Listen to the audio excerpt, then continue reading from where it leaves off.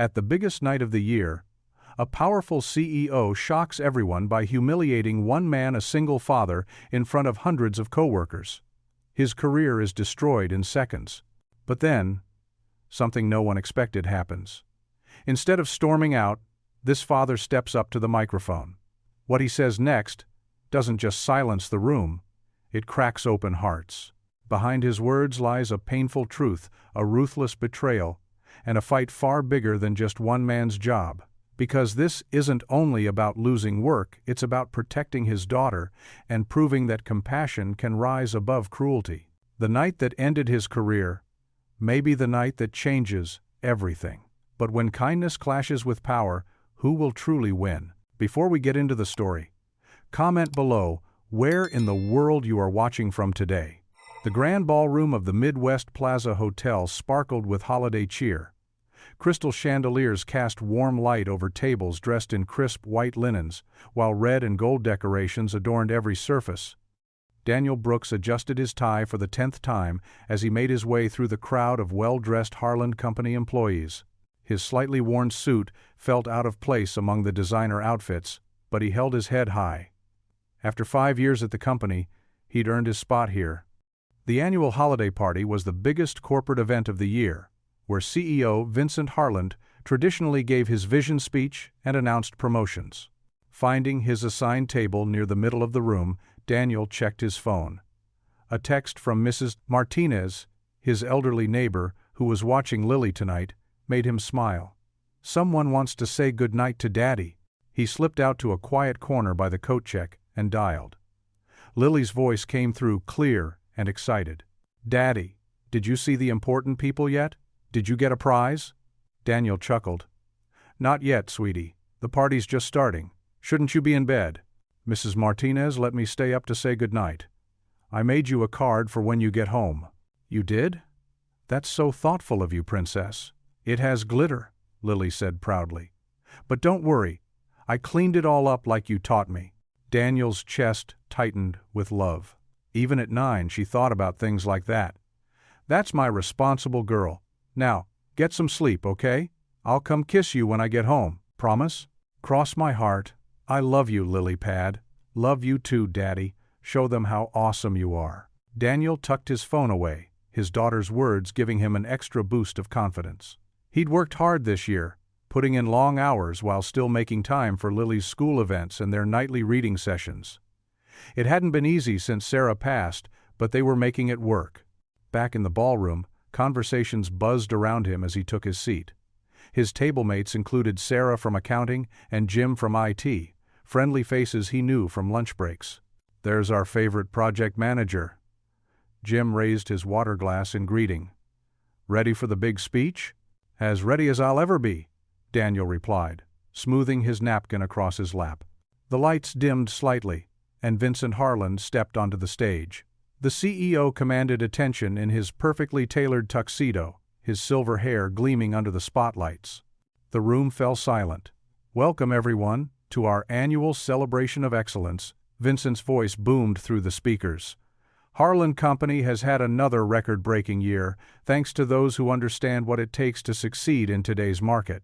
Daniel listened intently as Vincent detailed the company's achievements. The numbers were impressive: doubled profits, expanded market share, 3 new office locations. But success requires difficult decisions, Vincent continued, his tone shifting.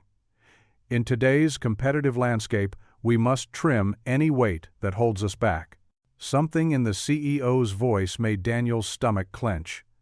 Vincent's eyes swept the room, pausing briefly at Daniel's table. Would Daniel Brooks please join me on stage? The spotlight swung to Daniel's table. Confused murmurs rippled through the crowd as he stood, straightening his jacket. This wasn't part of the usual program. His legs felt wooden as he made his way to the stage, conscious of hundreds of eyes following his movement.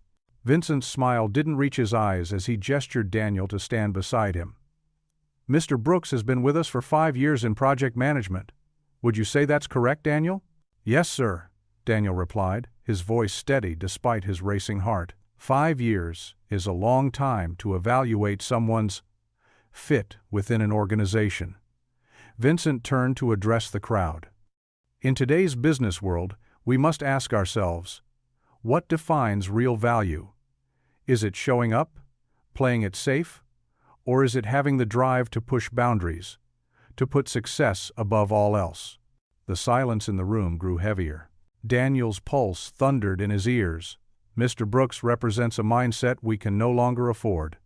His performance reviews show a pattern of leaving early for school events, requesting flexible hours for family matters, and generally failing to prioritize company needs. Daniel's face burned as whispers spread through the audience. He thought of all the late nights he'd worked from home after putting Lily to bed, the weekends spent catching up on projects while she did homework nearby. Therefore, Vincent's voice cut through the murmurs. Effective immediately, Daniel Brooks is no longer employed by Harland Co. The words hit like a physical blow. Daniel stood frozen, his mind racing to his daughter, to their mortgage, to the Christmas presents he'd just put on layaway. Security will escort you to clear out your desk. Vincent turned away, dismissing Daniel's presence entirely. Let this serve as a reminder to all. At Harland Company, we don't make room for mediocrity. Gasps rippled through the crowd. Daniel felt the spotlight burning into him, illuminating every thread of his worn suit, every sign of his struggle to balance work and single fatherhood. In his pocket, his phone seemed to grow heavier, Lily's voice echoing in his memory, "Show them how awesome you are." But now he stood silent, stunned, as 300 colleagues witnessed his humiliation. The same people he'd shared coffee breaks with, collaborated on projects with, were now watching his career crumble under the harsh glare of Vincent Harland's spotlight. Vincent Harland stood at the podium, his expensive suit gleaming under the chandelier lights. A satisfied smirk played across his face as security guards approached Daniel's table. The CEO's voice cut through the shocked silence. "Please escort Mr. Brooks from the premises." Daniel rose slowly from his chair, his legs feeling like lead. The room spun slightly, and the faces of his colleagues blurred together in a sea of disbelief and second-hand embarrassment. Some looked away, unable to meet his eyes, while others stared openly at the unfolding drama. Sandra Chen from HR hurried forward, her heels clicking against the marble floor. She touched the security guard's arm, halting him. "Wait," she said, then turned to Daniel with what seemed like genuine sympathy in her eyes. "Mr. Brooks, would you like to say a few words? It's company tradition for departing employees to share their thoughts." A few gasps and mutters rippled through the crowd. Everyone knew this wasn't actually a tradition, it felt more like a final twist of the knife. Vincent's smirk widened as he settled into his chair at the head table, clearly expecting Daniel to either slink away in shame or make a scene. Daniel looked around the room, taking in the faces of people he'd worked with for 5 years. Jorge from accounting, who'd always shared his homemade tamales. Sarah from marketing, who'd helped him figure out how to style Lily's hair for school pictures after his wife passed. Tom from IT, who'd stayed late countless times to help Daniel finish projects so he could make it home for Lily's bedtime. Taking a deep breath, Daniel walked to the podium. His hands trembled slightly as he gripped its edges, but his voice came out steady and clear. "Thank you for this opportunity to say goodbye," he began. "When I started at Harland Company 5 years ago, my daughter Lily was just 4 years old. I'd just lost my wife, and honestly, I was terrified. Terrified of failing as a single dad, terrified of not being enough." He paused, noticing how the room had grown completely still. Even the servers had stopped moving. "What I found here wasn't just a job. I found people who understood when I had to leave early for a school play, who covered for me when Lily had the flu, who celebrated with me when she finally learned to ride her bike without training wheels." Daniel's voice grew stronger as he continued. "Last month, Lily had to write an essay for school about her hero. She wrote about me." His voice caught slightly, but he pushed through. "Not because I'm special, or powerful, or rich. She wrote that I was her hero because, in her words, Daddy makes the world feel safe." A few sniffles could be heard in the quiet room. Daniel noticed Sarah wiping her eyes with a napkin. "That's what I tried to do here too. Create a safe space for my team to take risks, to learn from mistakes, to grow. Maybe that's not the kind of leadership that builds empires, but it's the kind that helps build people. He straightened his shoulders, looking directly at his colleagues now. I'm grateful for every project we tackled together, every lunch break conversation, every time you showed me grace when I was struggling to balance it all. You taught me that success isn't just about numbers on a spreadsheet, it's about the lives we touch along the way. The silence in the room had taken on a different quality now, heavy with emotion and unspoken understanding. Daniel could see Jorge nodding slowly, tears in his eyes. Even some of the executives looked uncomfortable, shifting in their seats. So thank you. Thank you for being part of my journey. Thank you for helping me be the father my daughter believes I am. I hope you'll remember me, not for how I'm leaving, but for how I tried to lead, with integrity, with compassion, and with gratitude. Daniel stepped back from the podium. The ballroom remained absolutely silent. No applause, no murmurs, just the weight of 300 people holding their breath.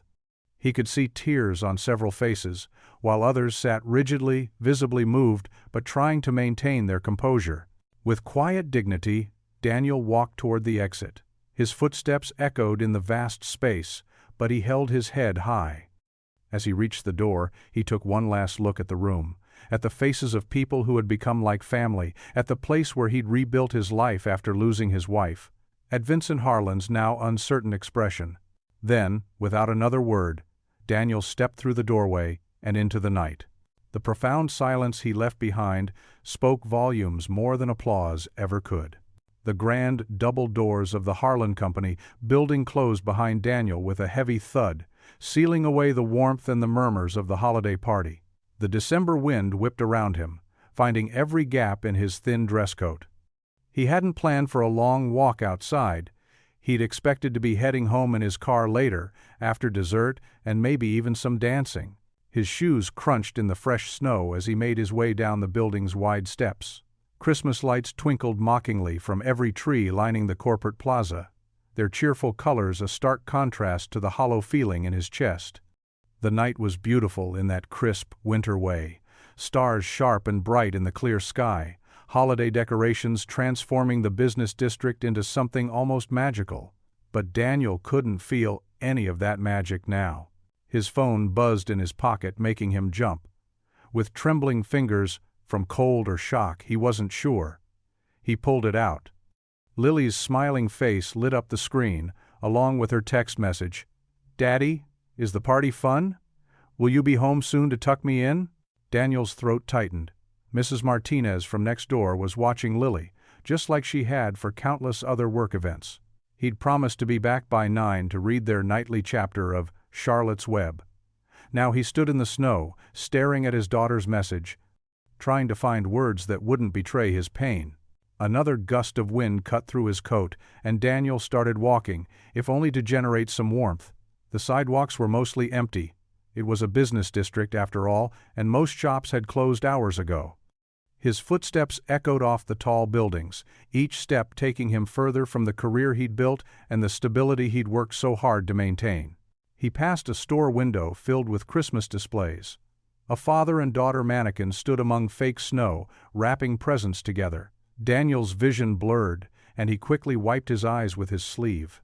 The gesture reminded him of how many times he'd wiped Lily's tears, always telling her that being strong didn't mean not crying. It meant getting back up afterward. His phone buzzed again. "Daddy?" Daniel stopped under a street lamp, its light creating a small circle of brightness in the darkness. He had to respond. Lily would worry if he didn't. But what could he say? How could he explain that her father, the man who was supposed to protect and provide for her, had just been humiliated and fired in front of hundreds of people? He thought of their morning routine, making Lily's lunch while she told him about her dreams, helping her pick out clothes, walking her to the bus stop. Would he still be able to do those things? The uncertainty of it all pressed down on him like a physical weight. A young couple passed by, arm in arm, laughing about something. Their happiness felt like it belonged to another world entirely. Daniel watched them disappear around a corner. Their joy, a reminder of how quickly life could change. Just hours ago, he'd been optimistic about the future, proud of his team's accomplishments this year, excited to share their successes at the party. The holiday lights strung between the lampposts swayed gently in the wind, creating dancing patterns on the snow.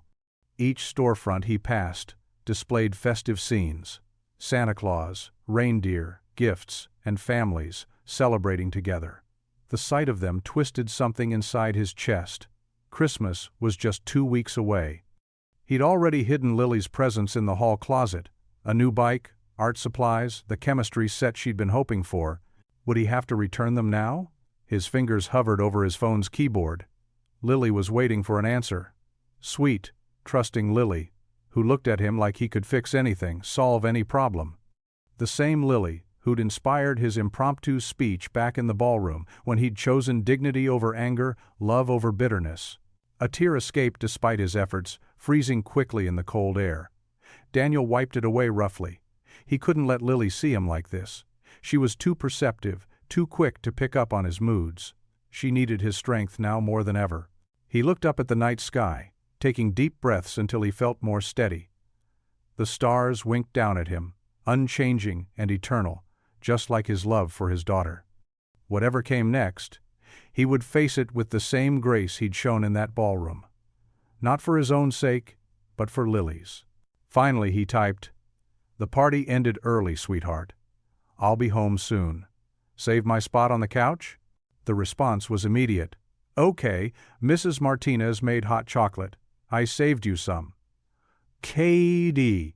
Daniel slipped the phone back into his pocket, squaring his shoulders against the cold. More holiday lights beckoned ahead, their cheerful twinkling both beautiful and painful to see.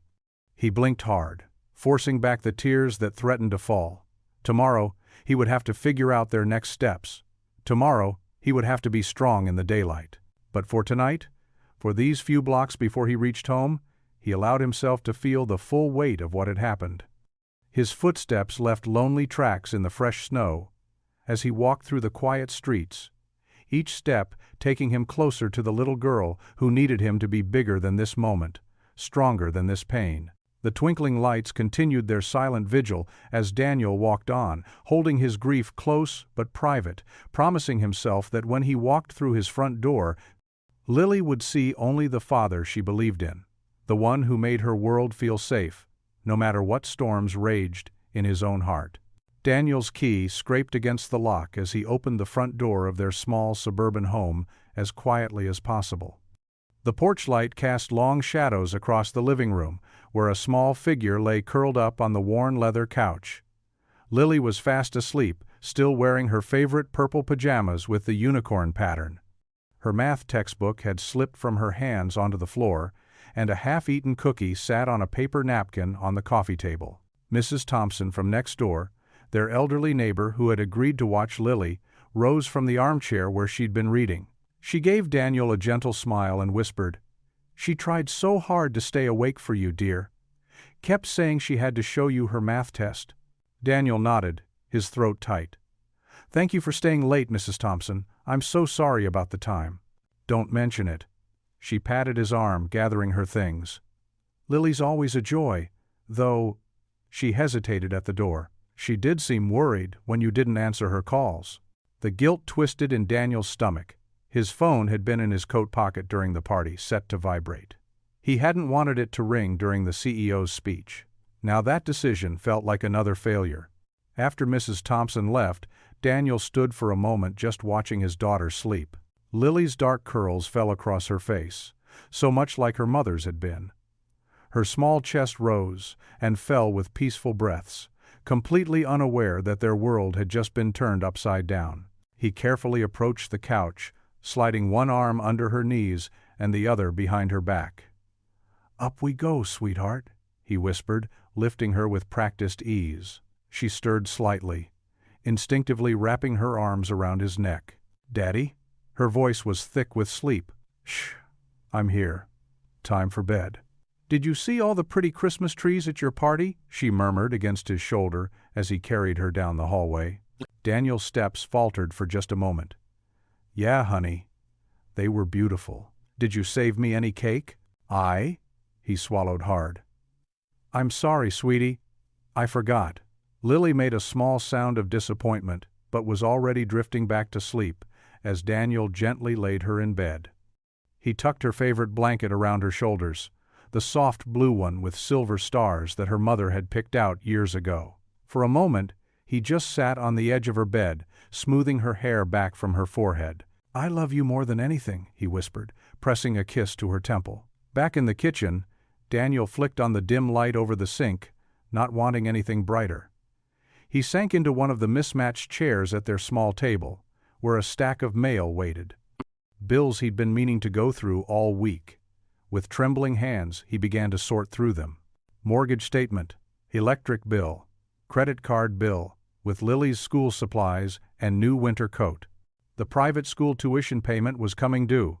The school they'd chosen together, his wife and him, before she got sick. They'd wanted the best education for Lily, the kind of start that would open doors for her future. The numbers swam before his eyes as he pulled out his checkbook and calculator. Even with his severance pay, which he hadn't seen the details of yet, there wouldn't be enough. Not for long, the mortgage alone. Daniel pressed his palms against his eyes, trying to hold back the wave of panic threatening to overwhelm him.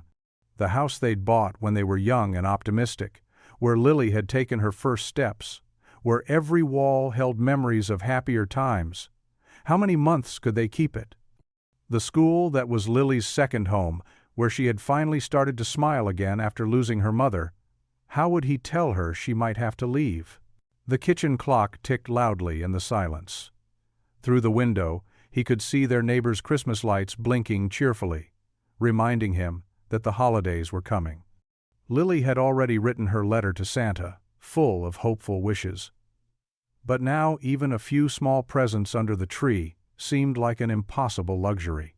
He spread the bills across the table, running calculations again and again, as if the numbers might somehow change. Their modest savings wouldn't last long. The job market was tight, and his age and situation, being a single father, had already made finding work challenging in the past. Vincent Harlan's influence in the industry could make it even harder now. A small sound made him look up. Lily's math test had fallen from his pocket onto the table. A bright red A+, circled at the top, with a star sticker and a note from her teacher praising her work. She'd been so excited to show him, waiting up late just to share her achievement, and he hadn't been there. Daniel stared at the test, then at the bills surrounding it. Each piece of paper represented a promise he'd made. To his daughter, to his late wife, to himself. Promises to keep Lily safe, to give her every opportunity, to make sure she never felt the weight of adult worries on her small shoulders. Now those promises felt like they were crumbling in his hands, as fragile as the paper they were printed on. The dim kitchen light cast shadows across the table, making the numbers look even more insurmountable. In the quiet of the night, with his daughter sleeping peacefully down the hall, Daniel Brooks faced the crushing reality that everything they'd built together was suddenly balanced on the edge of a cliff. The morning sun filtered through the kitchen window, casting warm squares of light across the breakfast table. Daniel stood at the stove, flipping pancakes with mechanical precision, while his mind raced with worries. The sweet aroma of maple syrup and butter filled the air, a desperate attempt at normalcy on this anything but normal morning. "Daddy, you're making Mickey Mouse pancakes!" Lily bounced into the kitchen, her backpack dragging behind her. Her hair was still messy from sleep, 2 attempted pigtails already coming loose. Daniel forced a smile, trying to match her enthusiasm. "Sure am, sweetie. Thought we could use a special breakfast today.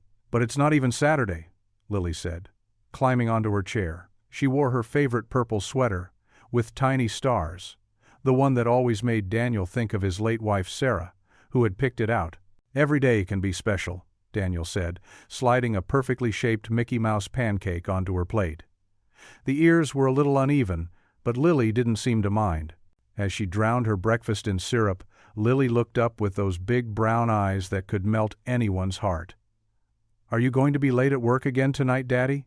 The question hit him like a punch to the gut. Daniel turned back to the stove, pretending to focus on another pancake while he gathered his composure.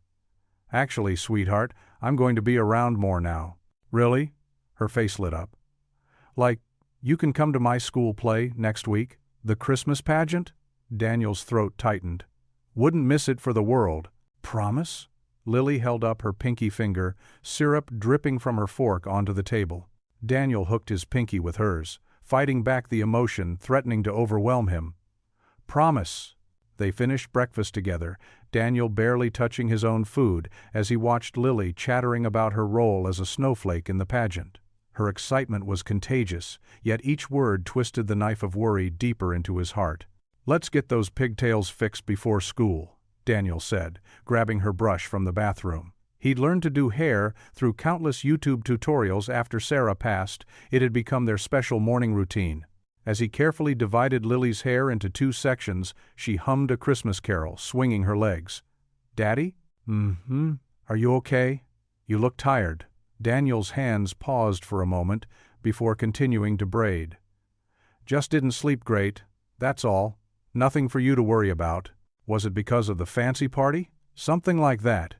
He secured the second pigtail with a purple elastic. There, perfect. The walk to school was their usual 4 blocks, but today it felt longer.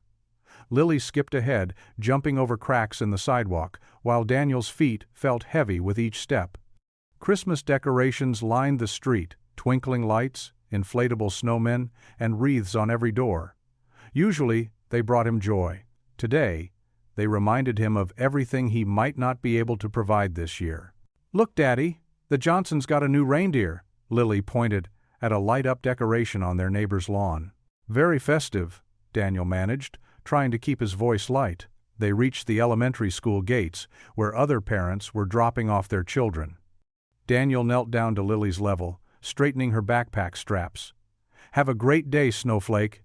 Remember, Mrs. Martinez is picking you up for study group today. I know, Daddy. Lily threw her arms around his neck in a tight hug. I love you this much. She stretched her arms as wide as they would go. I love you even more.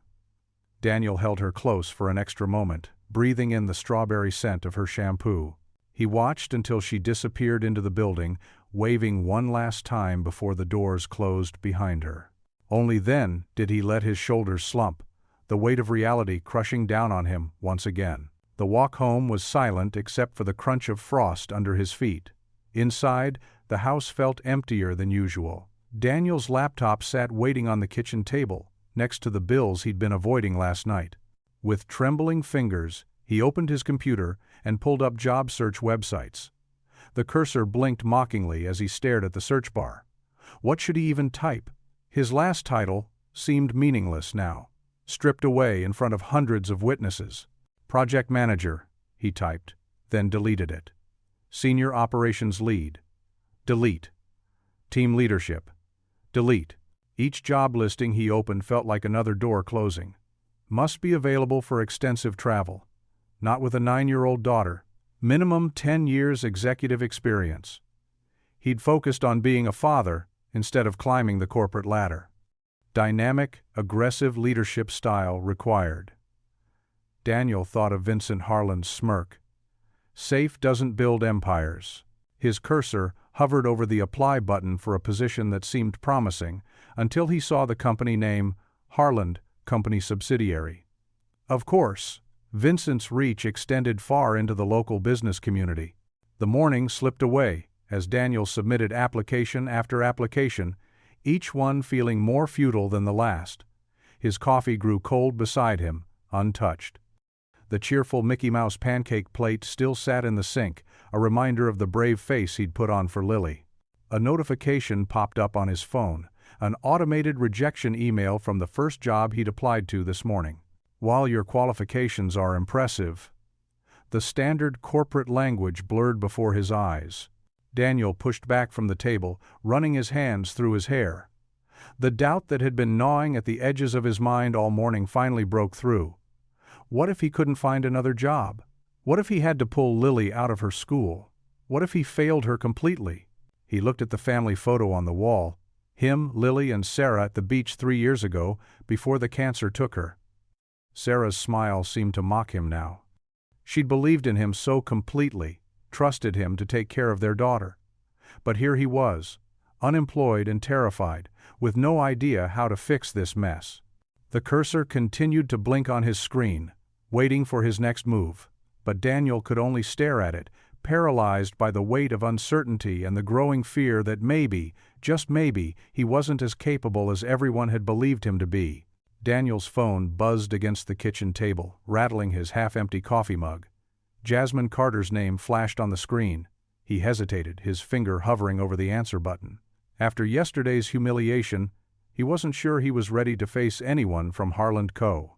But Jasmine had always been different. Kind, real. "Hello?" His voice came out rougher than he intended. "Daniel."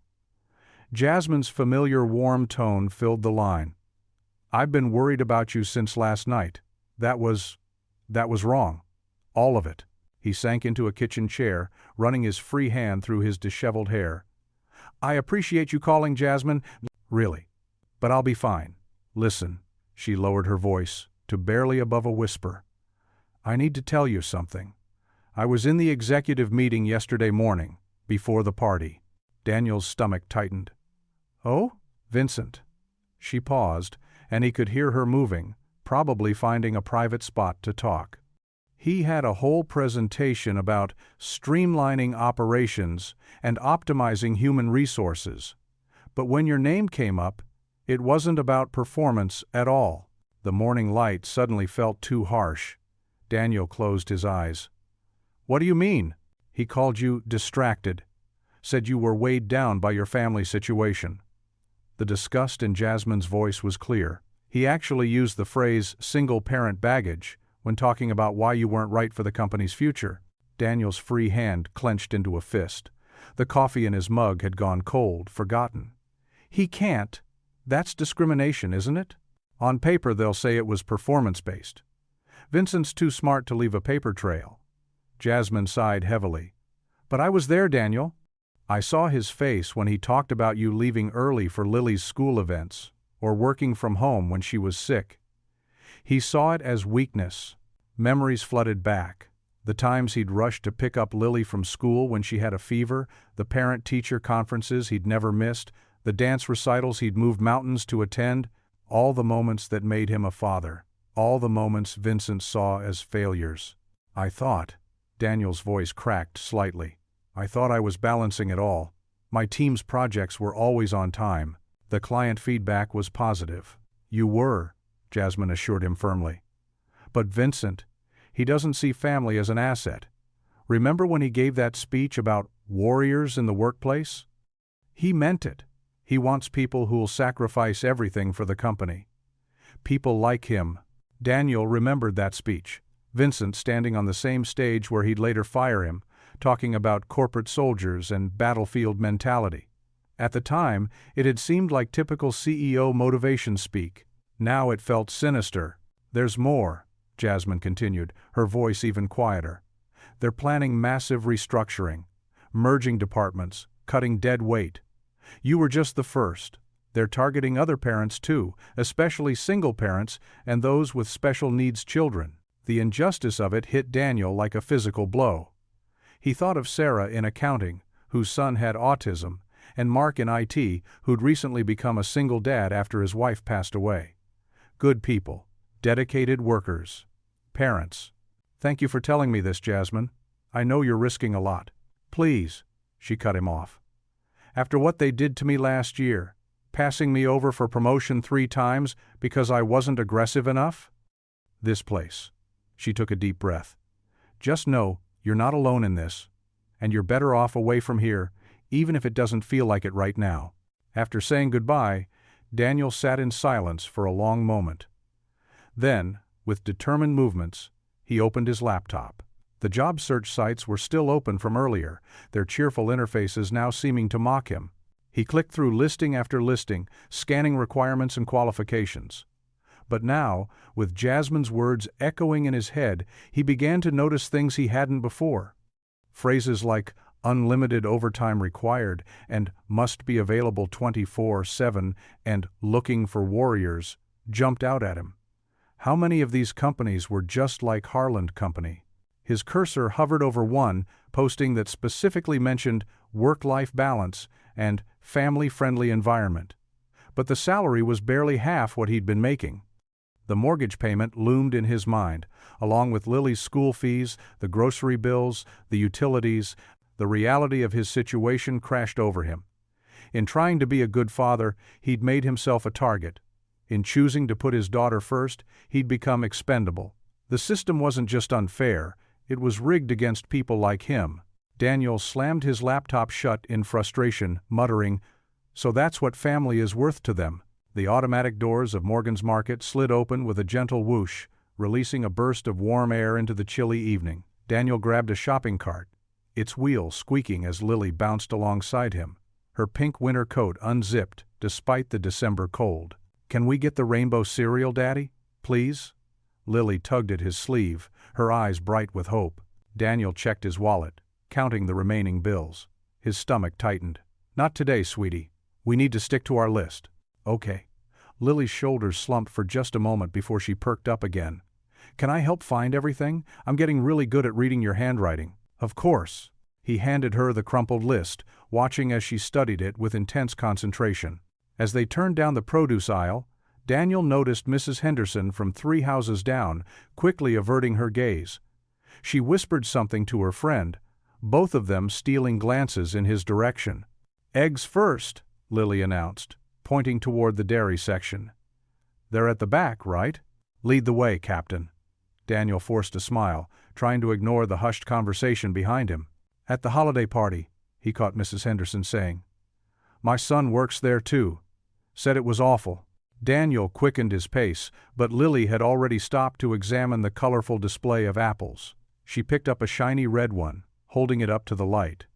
"Mom used to say red apples were like little hearts. Can we get some?" His own heart squeezed. "Just 3, okay? Pick the best ones." While Lily carefully selected her apples, more whispers floated around them. 2 men in business suits by the deli counter. A young woman on her phone. That's him, the single dad they fired. Lily remained blissfully focused on her task, but Daniel felt exposed under the fluorescent lights, like an actor in some tragic play everyone but his daughter knew about. In the cereal aisle, they passed Tommy Weber, whose son played soccer with Lily. Tommy started to wave, then quickly became fascinated with comparing nutrition labels. "Daddy, look," Lily pointed to a display of holiday cookies. "They're shaped like snowflakes." "They're beautiful," Daniel managed, steering the cart past without stopping. Their grocery list had been carefully calculated to stretch his remaining funds.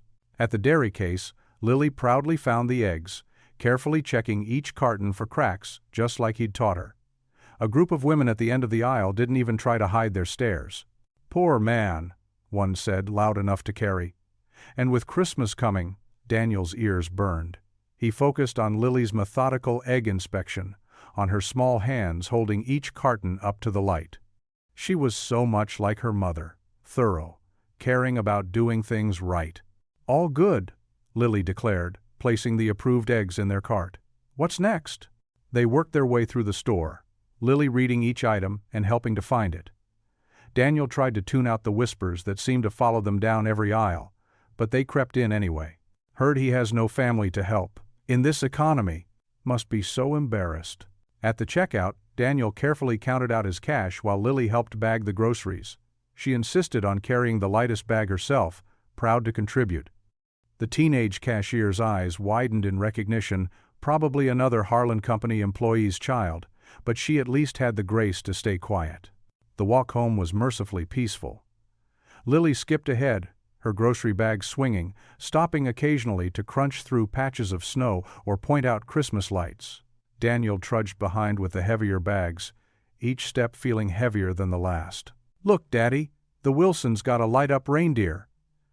Lily's excitement cut through his dark thoughts.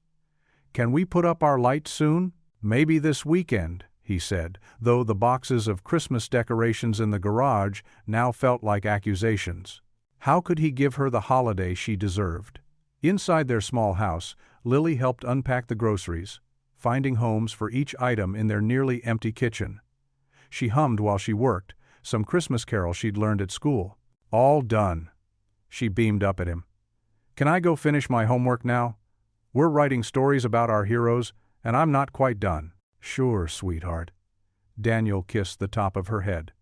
I'll call you when dinner's ready. Once Lily had bounced upstairs, Daniel sank into a kitchen chair. The whispers from the store echoed in his head, a chorus of pity and judgment. He pressed his palms against his eyes, fighting back the burning sensation. On the fridge, held by a magnet shaped like a heart, was a drawing Lily had made last year. It showed 3 stick figures, him, her, and Sarah, her mother, floating as an angel above them. My family was written in wobbly letters across the top. Daniel stood up and walked to the fridge, touching the drawing gently. Sarah would know what to do. She always had. But she wasn't here, and Lily needed him to be strong. He looked around their kitchen, small but always filled with Lily's laughter, her artwork, her joy. This was worth fighting for. Their home, their life together, their dignity. The whispers didn't matter. The stares didn't matter. What mattered was the little girl upstairs writing about heroes, who still looked at him like he could fix anything. Daniel straightened his shoulders. He didn't know how yet, but he would find a way to make this right.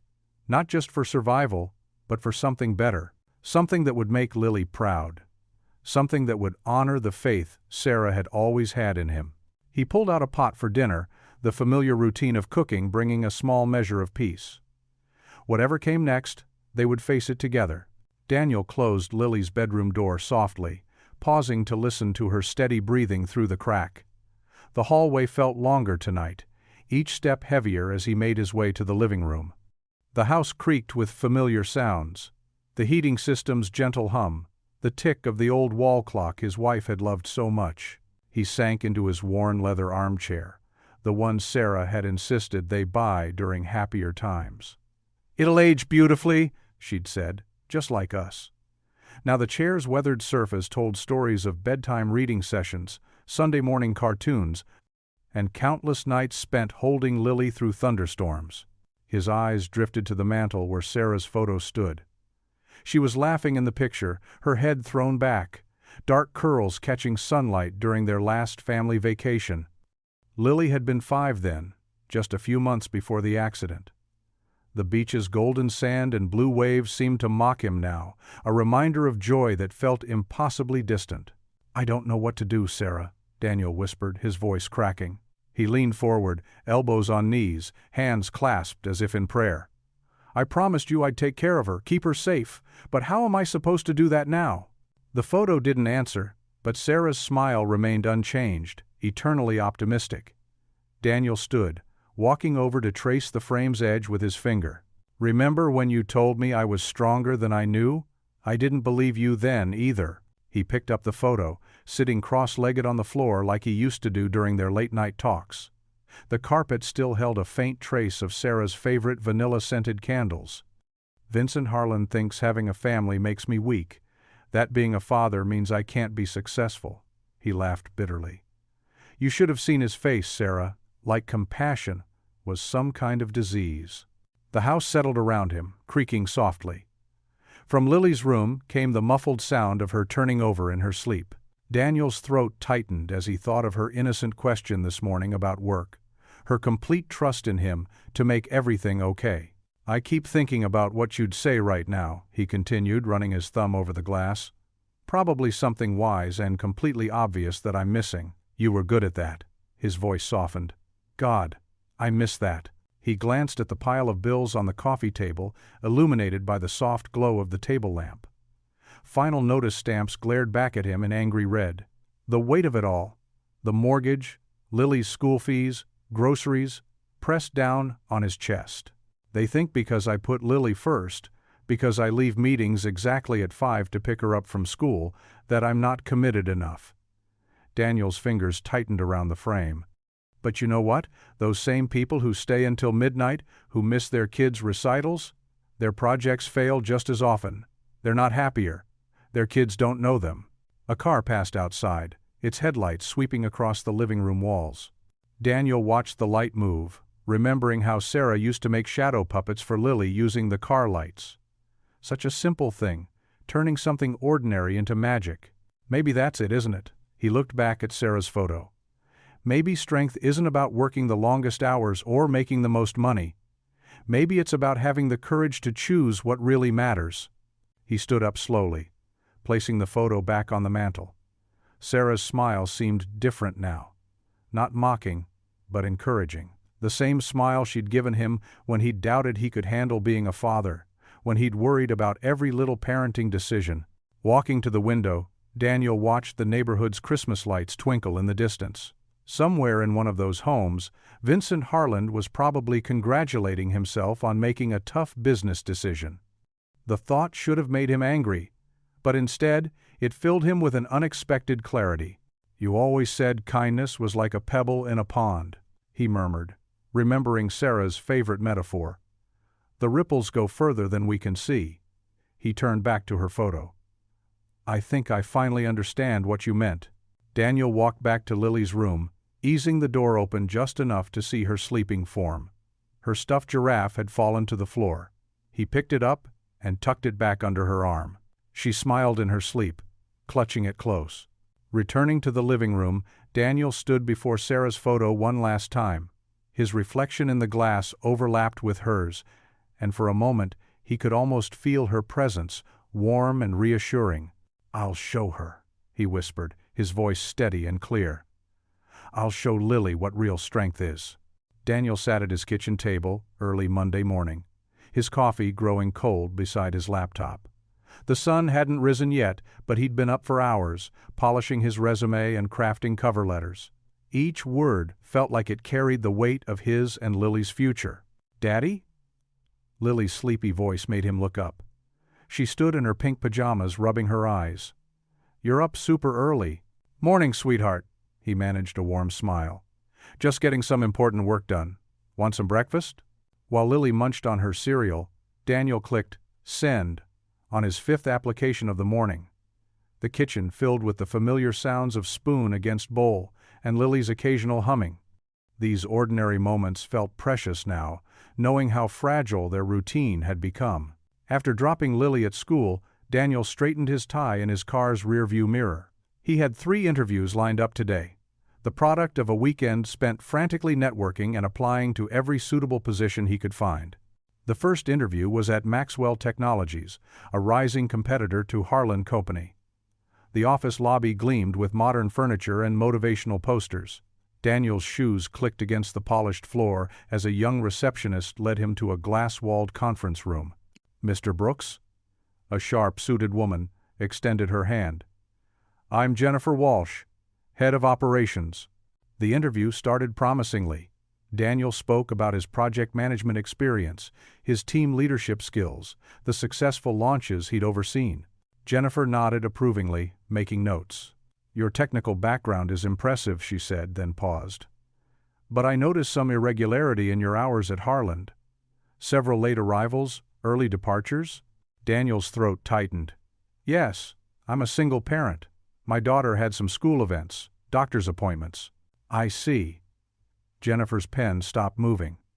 Her smile remained professional, but cooled noticeably. "We run a very tight ship here. Our teams often work late, weekends when necessary." The rest of the interview felt like going through motions. Daniel knew, even before Jennifer's careful "we'll be in touch," that he wouldn't hear from them again. The second interview, at a smaller software company, went similarly. The manager's interest visibly dimmed when Daniel mentioned being a single father. "We're a startup," the manager said. "We need people who can be fully committed." By early afternoon, Daniel sat in his car, loosening his tie and trying to steady his breathing. One interview left, at Premier Solutions. He checked his phone. No missed calls from Lily's school. She would be in math class now, probably frowning in concentration over her multiplication tables. The Premier Solutions office occupied an entire floor of a downtown high-rise. The interviewer, a middle-aged man named Robert, had a firm handshake and direct gaze. "Your recommendations are excellent," Robert said, scanning Daniel's resume. "Though I'm curious about your sudden departure from Harland." Daniel hesitated, then decided on honesty. "I was let go during the holiday party. They cited performance issues, but I later learned it was largely because they viewed my family responsibilities as incompatible with their culture. Robert leaned back, studying Daniel. How do you manage those responsibilities? Your daughter? She's how old? 9, Daniel replied. We have a good routine. I'm very organized with my time. Look, Robert interrupted, his tone dropping into something more personal, almost sympathetic. You seem preoccupied. Single dads don't usually make it in fast-paced roles. The words hit Daniel like a physical blow. He sat there, briefcase clutched in his lap, as Robert continued talking about cultural fit and dedication requirements. But Daniel barely heard him. All he could think about was Lily's face, how she trusted him to make everything okay. Robert stood, signaling the end of the interview. We'll keep your resume on file, he said, but they both knew it was just a polite fiction. Daniel walked out of the Premier Solutions building, his shoulders heavy with rejection. The late afternoon sun cast long shadows across the sidewalk, and he felt every bit as dark as those shadows stretching before him. Daniel pulled up to Lily's elementary school, watching as kids streamed out of the building like confetti in the wind. His heart lifted when he spotted his daughter's purple backpack bouncing as she ran toward the car. At least this was one blessing of being unemployed. No more rushing through traffic to make it to afternoon pickup. Daddy, Lily squealed, climbing into the back seat. You're here early today. Sure am, sweetheart. Daniel smiled into the rearview mirror. I thought maybe we could stop for hot chocolate before heading home. How does that sound? With extra whipped cream? Her eyes sparkled with hope. Is there any other way to have it? The local cafe was only a few blocks away, a cozy spot called the Daily Grind that Daniel used to rush through most mornings for coffee. Now he had time to actually sit and enjoy it, though the luxury of this free time made his stomach churn with worry. The bell above the door chimed as they entered. The warm aroma of coffee and freshly baked cookies wrapped around them like a hug. Lily immediately pressed her nose against the display case, fogging up the glass with her breath as she examined the treats inside. Daniel, is that you? He turned to find Jasmine Carter, sitting at a corner table, a laptop open in front of her. She was dressed more casually than he'd ever seen her at Harlan Co., wearing a soft purple sweater instead of her usual sharp business attire. Jasmine, hi.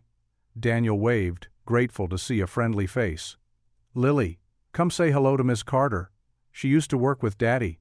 Lily skipped over, showing off the gap where she'd recently lost a tooth. Hi, Miss Carter. We're getting hot chocolate. Well, that sounds delicious. Jasmine's warm smile lit up her whole face. Would you two like to join me? Daniel hesitated, but Lily was already climbing into the booth. I guess that's a yes, he chuckled. After they ordered 2 hot chocolates with extra whipped cream and a coffee for Jasmine, Lily became absorbed in drawing on the paper placemats with crayons the waitress had brought over. How are you holding up? Jasmine asked quietly, her dark eyes full of concern. Daniel shrugged, keeping his voice low. It's been rough. The job search isn't going well. Seems like being a single dad is some kind of corporate red flag. Their loss? Jasmine said firmly. Any company would be lucky to have someone with your heart and skills. Heart doesn't pay the bills, Daniel sighed, watching Lily add rainbow sprinkles to what appeared to be a unicorn drawing. No, but it builds something better than Vincent's precious empire. Jasmine leaned forward. Listen, I've been meaning to tell you about something.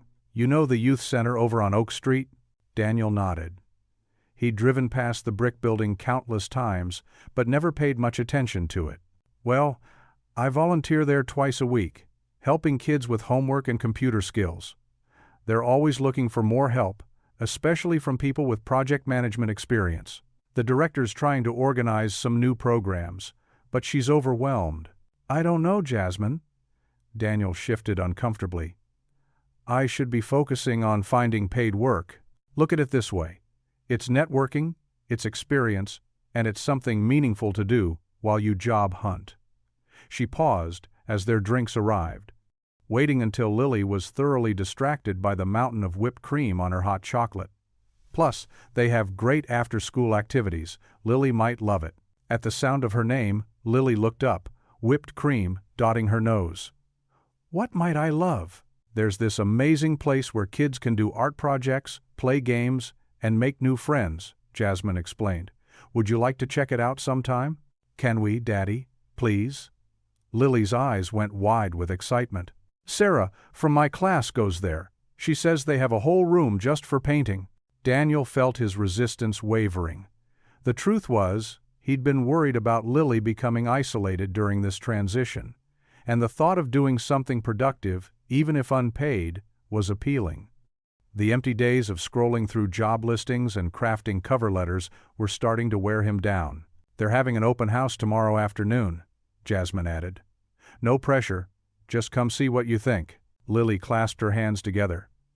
Pretty please, Daddy? With extra whipped cream on top? A laugh escaped him, his first genuine one in days. That's a pretty powerful plea bargain, kiddo. I learned from the best. Lily grinned, going back to her drawing with renewed enthusiasm. Daniel watched her for a moment, then turned back to Jasmine. You really think they could use my help? Daniel? You managed complex projects worth millions of dollars. More importantly, you did it while treating everyone with respect and kindness. Trust me, those skills are worth their weight in gold at a place like this. He stirred his cooling hot chocolate, considering. The idea of sitting at home, watching his savings dwindle while waiting for callbacks that might never come, made him feel hollow inside. At least this would be doing something meaningful. What time tomorrow? He asked finally. 3 o'clock. Jasmine smiled. I'll be there. I can show you around. Yay! Lily bounced in her seat, adding a streak of purple to her unicorn's mane. Can I wear my sparkly shoes, Daddy? Sure, sweetheart. He ruffled her hair gently. We'll check it out, okay? No promises beyond that. That's all I'm asking, Jasmine said, closing her laptop. Sometimes the best opportunities come from unexpected places. Daniel nodded, trying to quiet the voice in his head that said he should be doing more, searching harder, moving faster. Maybe, just maybe, taking this small step sideways would lead somewhere worth going. Thank you, he said quietly, for thinking of us. That's what friends are for. Jasmine stood, gathering her things. And Daniel? What Vincent did, it says everything about him and nothing about you. Don't forget that. After she left, Daniel watched Lily put the finishing touches on her drawing. She had added a crown to the unicorn's head and written Daddy's Princess in wobbly letters across the top. Done, she declared proudly, holding up her artwork. Do you like it? It's beautiful, sweetheart. He carefully folded the placemat and tucked it into his coat pocket. Ready to head home? Ready. She slid out of the booth, then paused. Daddy? I'm glad we're going to the youth center tomorrow. Maybe you can help other kids, like you helped me. Daniel swallowed the lump in his throat. Maybe so, kiddo, maybe so. Daniel parked his car outside the Riverside Youth Center, a weathered brick building with colorful murals decorating its walls. Cartoon characters, rainbows, and encouraging words like dream big and be kind brightened the otherwise plain structure. Lily pressed her face against the car window, her eyes wide with curiosity. What is this place, Daddy? It's a place where kids come after school to play and learn, Daniel explained, trying to sound more confident than he felt. Miss Jasmine thought we might like it here. Lily unbuckled her seatbelt and hopped out of the car, her enthusiasm already building. Are there other kids my age? Let's go find out, Daniel said, taking her small hand in his. As they approached the entrance, the heavy wooden door swung open. A woman with silver-streaked hair and laugh lines around her eyes greeted them warmly. You must be Daniel and Lily. I'm Mrs. Martinez. Jasmine called to tell us you were coming. The inside of the center hummed with activity. Children of various ages gathered around tables, some doing homework, others engaged in art projects. The walls were lined with shelves full of books and educational games. Somewhere down the hall, the steady thump of a basketball echoed from what must have been a small gym. Mrs. Martinez knelt to Lily's level. Would you like to meet some of the other kids? We're having art time right now in the craft room. Lily looked up at Daniel, seeking permission. He nodded encouragingly, though his chest tightened at the thought of letting her out of his sight. Mrs. Martinez seemed to sense his hesitation. The craft room is right through that door, She pointed to a nearby entrance decorated with paper flowers. "You can see her from here." A girl about Lily's age spotted them and waved enthusiastically. "Hey, want to make friendship bracelets with us?" Lily's face lit up. She squeezed Daniel's hand once before skipping over to join the group. Within minutes, she was giggling with her new friends, choosing colored threads for her bracelet. "She has a gift for making friends," Mrs. Martinez observed. "Now, Daniel, would you like a tour? Or perhaps you'd like to help out. We always need volunteers." "I'm not sure what I could," Daniel started, but was interrupted by a frustrated groan from a nearby table. A boy around 12 was staring at his math homework, pencil tapping against the table in an agitated rhythm. Mrs. Martinez smiled knowingly. "That's Marcus. He's been stuck on fractions all week. I noticed on your application that you have a background in project management that usually requires good math skills, doesn't it?" Daniel found himself walking over to Marcus's table. "Having trouble there?" Marcus looked up, his expression a mixture of embarrassment and relief. "I hate fractions. They don't make any sense. Mind if I take a look?" Daniel pulled up a chair. The worksheet was covered in eraser marks and crossed out attempts. "You know, when I was your age, I struggled with fractions too, but then someone taught me a trick that made them much easier." For the next hour, Daniel worked with Marcus, breaking down complex problems into simpler steps. He drew pictures, used real-world examples, and celebrated each small victory. Soon, other kids drifted over, asking for help with their own homework.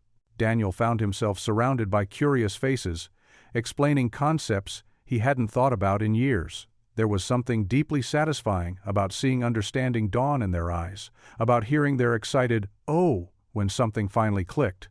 Occasionally he glanced over at the craft room, where Lily was now teaching another girl how to make a complicated knot in her friendship bracelet. Her face glowed with confidence and joy. "You're really good at this," Marcus said, successfully completing another problem. "Way better than my regular teacher." "Thanks," Daniel replied, genuinely touched.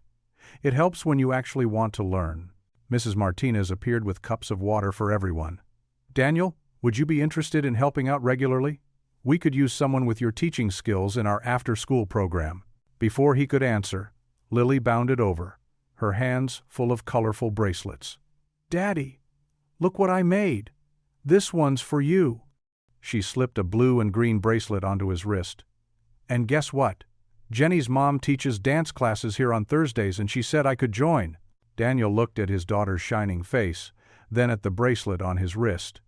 He thought about the stack of job applications on his desk at home, the constant pressure to prove himself in corporate interviews. Here, in this worn but welcoming space, none of that seemed to matter. Marcus was showing another student how to solve a problem using Daniel's method. Lily was already back at the craft table, surrounded by new friends. The afternoon sunlight streamed through the windows, catching the dust motes in golden beams. For the first time since that horrible night at the holiday party, Daniel felt something warm and genuine spread through his chest. He watched, as Lily threw her head back, laughing at something her new friend said, her whole face lighting up with pure joy. The sound of her laughter, mixed with the busy hum of the center, felt like a balm to his wounded spirit. A real smile, not the brave face he'd been wearing for weeks, spread across his face. Maybe this wasn't the path he'd planned, but watching his daughter bloom in this unexpected place, he felt something he hadn't expected: hope. "So?" Mrs. Martinez said softly. "Same time tomorrow?" Daniel nodded, his eyes still on Lily's happy face. "Same time tomorrow." The late afternoon sun cast long shadows through the youth center's windows as Daniel helped a young boy with his math homework. The familiar scratch of pencil on paper and quiet murmur of children's voices had become oddly comforting over the past few weeks. "Daniel?" Jasmine's voice cut through his concentration. He looked up to see her standing in the doorway, her bright yellow blazer adding warmth to the room. Behind her stood two men he recognized from Harland Company: Mike Chen, a former software architect, and Tom Rodriguez, who'd headed the marketing department. "Could we borrow you for a minute?" Jasmine asked, her eyes twinkling with barely contained excitement. Daniel patted the boy's shoulder. "Keep working on those fractions, Kevin. I'll be right back." In the center's small break room, Daniel noticed how Mike fidgeted with his coffee cup while Tom leaned against the counter, both looking somehow nervous and determined at the same time. "So," Jasmine began, pulling out a chair for Daniel, "these guys have something they want to run by you." Mike cleared his throat. "We've been watching you here at the center, Daniel. The way you work with these kids, how you organize the tutoring schedules, the way you handle conflicts."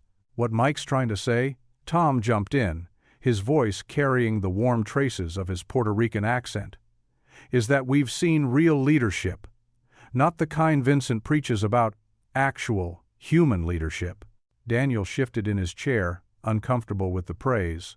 "I'm just trying to help out while I look for work." "That's exactly it," Mike said, setting down his cup. "You're not trying to prove anything. You just naturally bring people together. We saw it at Harlan too before."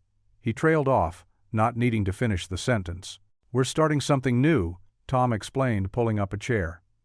"A software company, but different. We want to create tools that help small businesses compete with the big guys. Level the playing field a bit." Daniel's eyebrows rose. "You're launching a startup?" "We've got seed funding," Mike nodded. "Not huge money, but enough to get started. We've got 6 other ex-Harlan people ready to join. But we need someone to lead the project management team. Someone who understands both the technical side and the human side," Tom added. "Someone who can build trust, not just manage deadlines." Daniel's heart began to race. "Are you saying, we want you to join us?" Mike said simply. "As head of project management." The room fell quiet. Through the wall, Daniel could hear children laughing in the main area. His mind raced with possibilities and warnings. "I appreciate the offer," he said carefully. "But you know my situation. I'm a single dad. I can't take big risks right now. Lily depends on me." Jasmine leaned forward. "Daniel, that's exactly why they want you. You understand what really matters. You know how to balance work and life, because you have to." "The salary would be competitive," Tom assured him. "Maybe not Harlan level at first, but we're offering equity. When we succeed, you succeed. And we've already thought about flexibility," Mike added. "We're setting up remote work options, flexible hours. We want to create the kind of company where having a family isn't seen as a liability." Daniel ran his hand through his hair, memories of Vincent's dismissive smirk flashing through his mind. "What makes you think we can compete with Harlan? They're massive." "Because we're not trying to be them," Tom said firmly. "We don't want to build an empire on fear. We want to build something that actually helps people." "Remember your speech at the holiday party?" Jasmine asked, softly. "About making the world feel safe? That's exactly what these guys want to build. Tools that help small business owners feel secure in today's market." Daniel stood up and walked to the window, watching the children playing outside. He saw Lily showing a younger girl how to jump rope, her patient demonstrations, an encouraging smile mirroring his own teaching style. "I'd need to think about it," he said slowly. "Talk to Lily about it." "Of course," Mike nodded.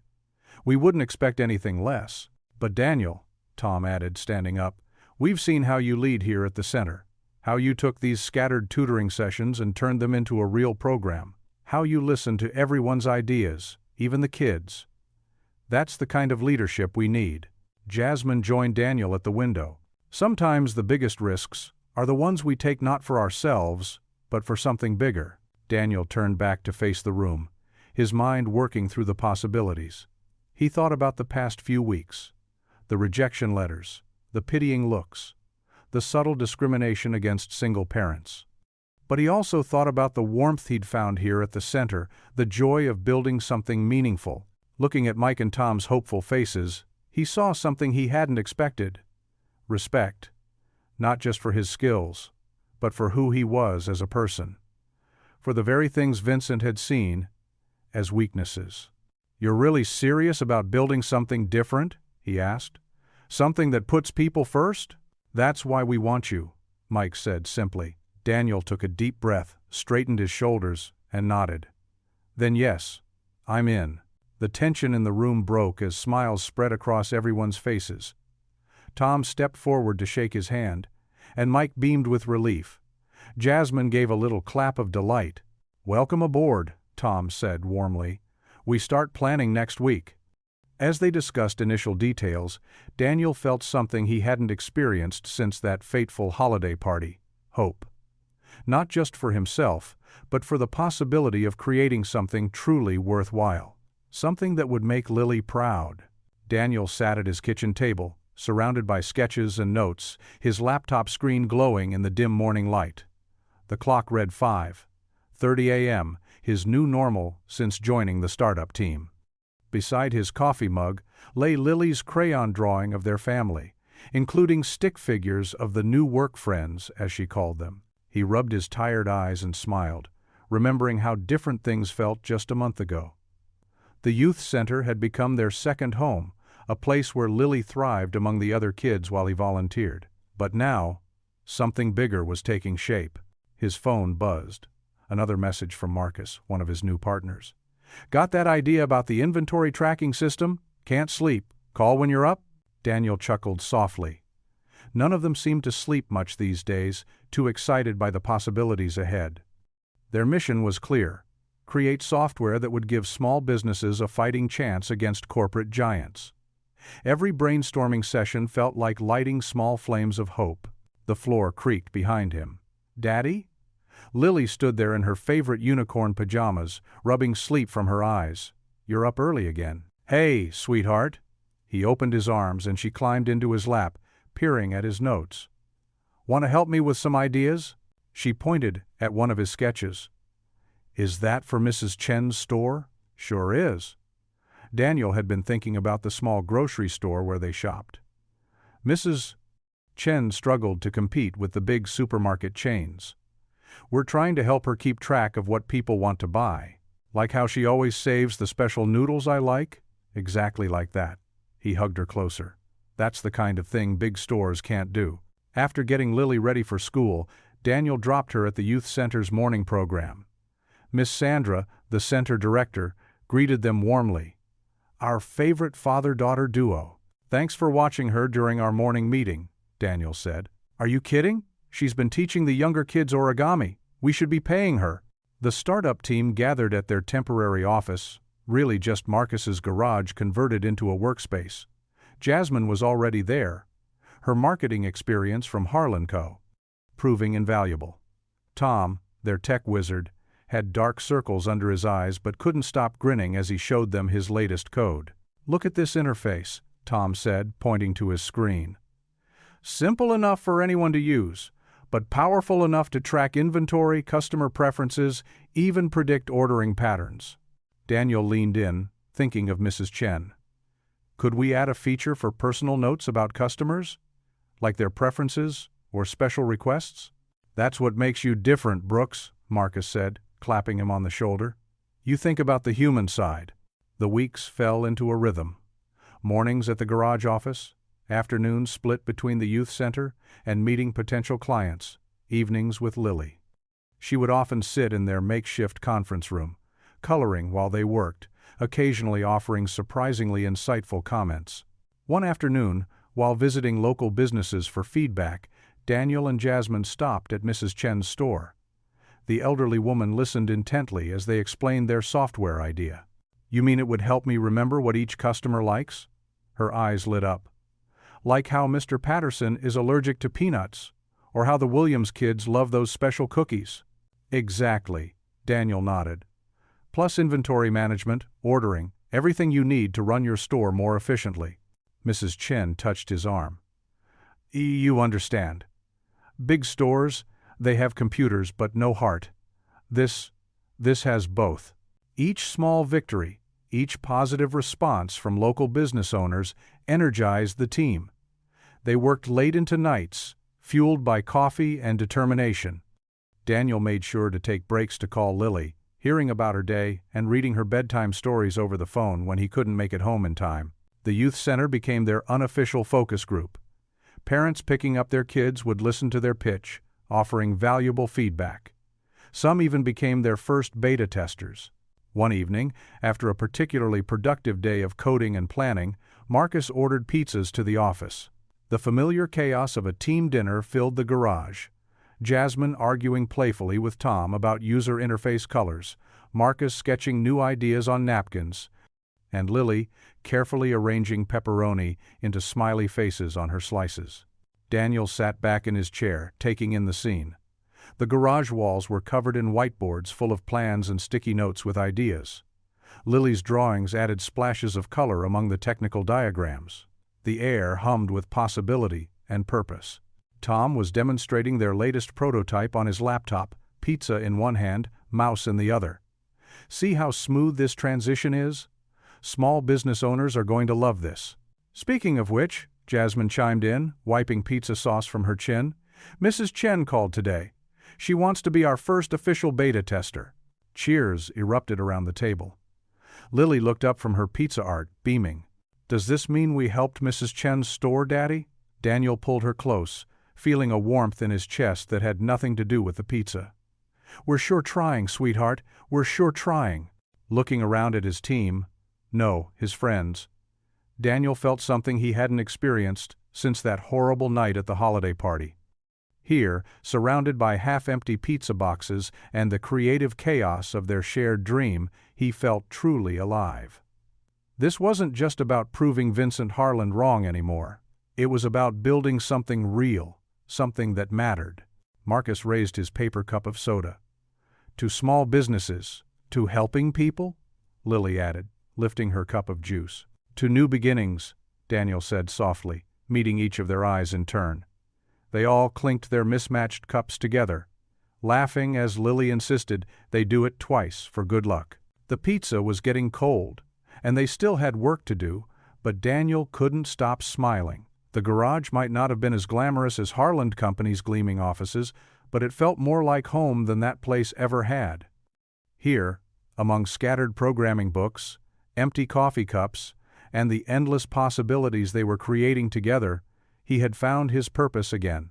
The community center buzzed with early morning energy as Daniel and his small team transformed the modest gymnasium. Sunlight streamed through high windows, catching dust motes that danced in the air as people moved about with purpose.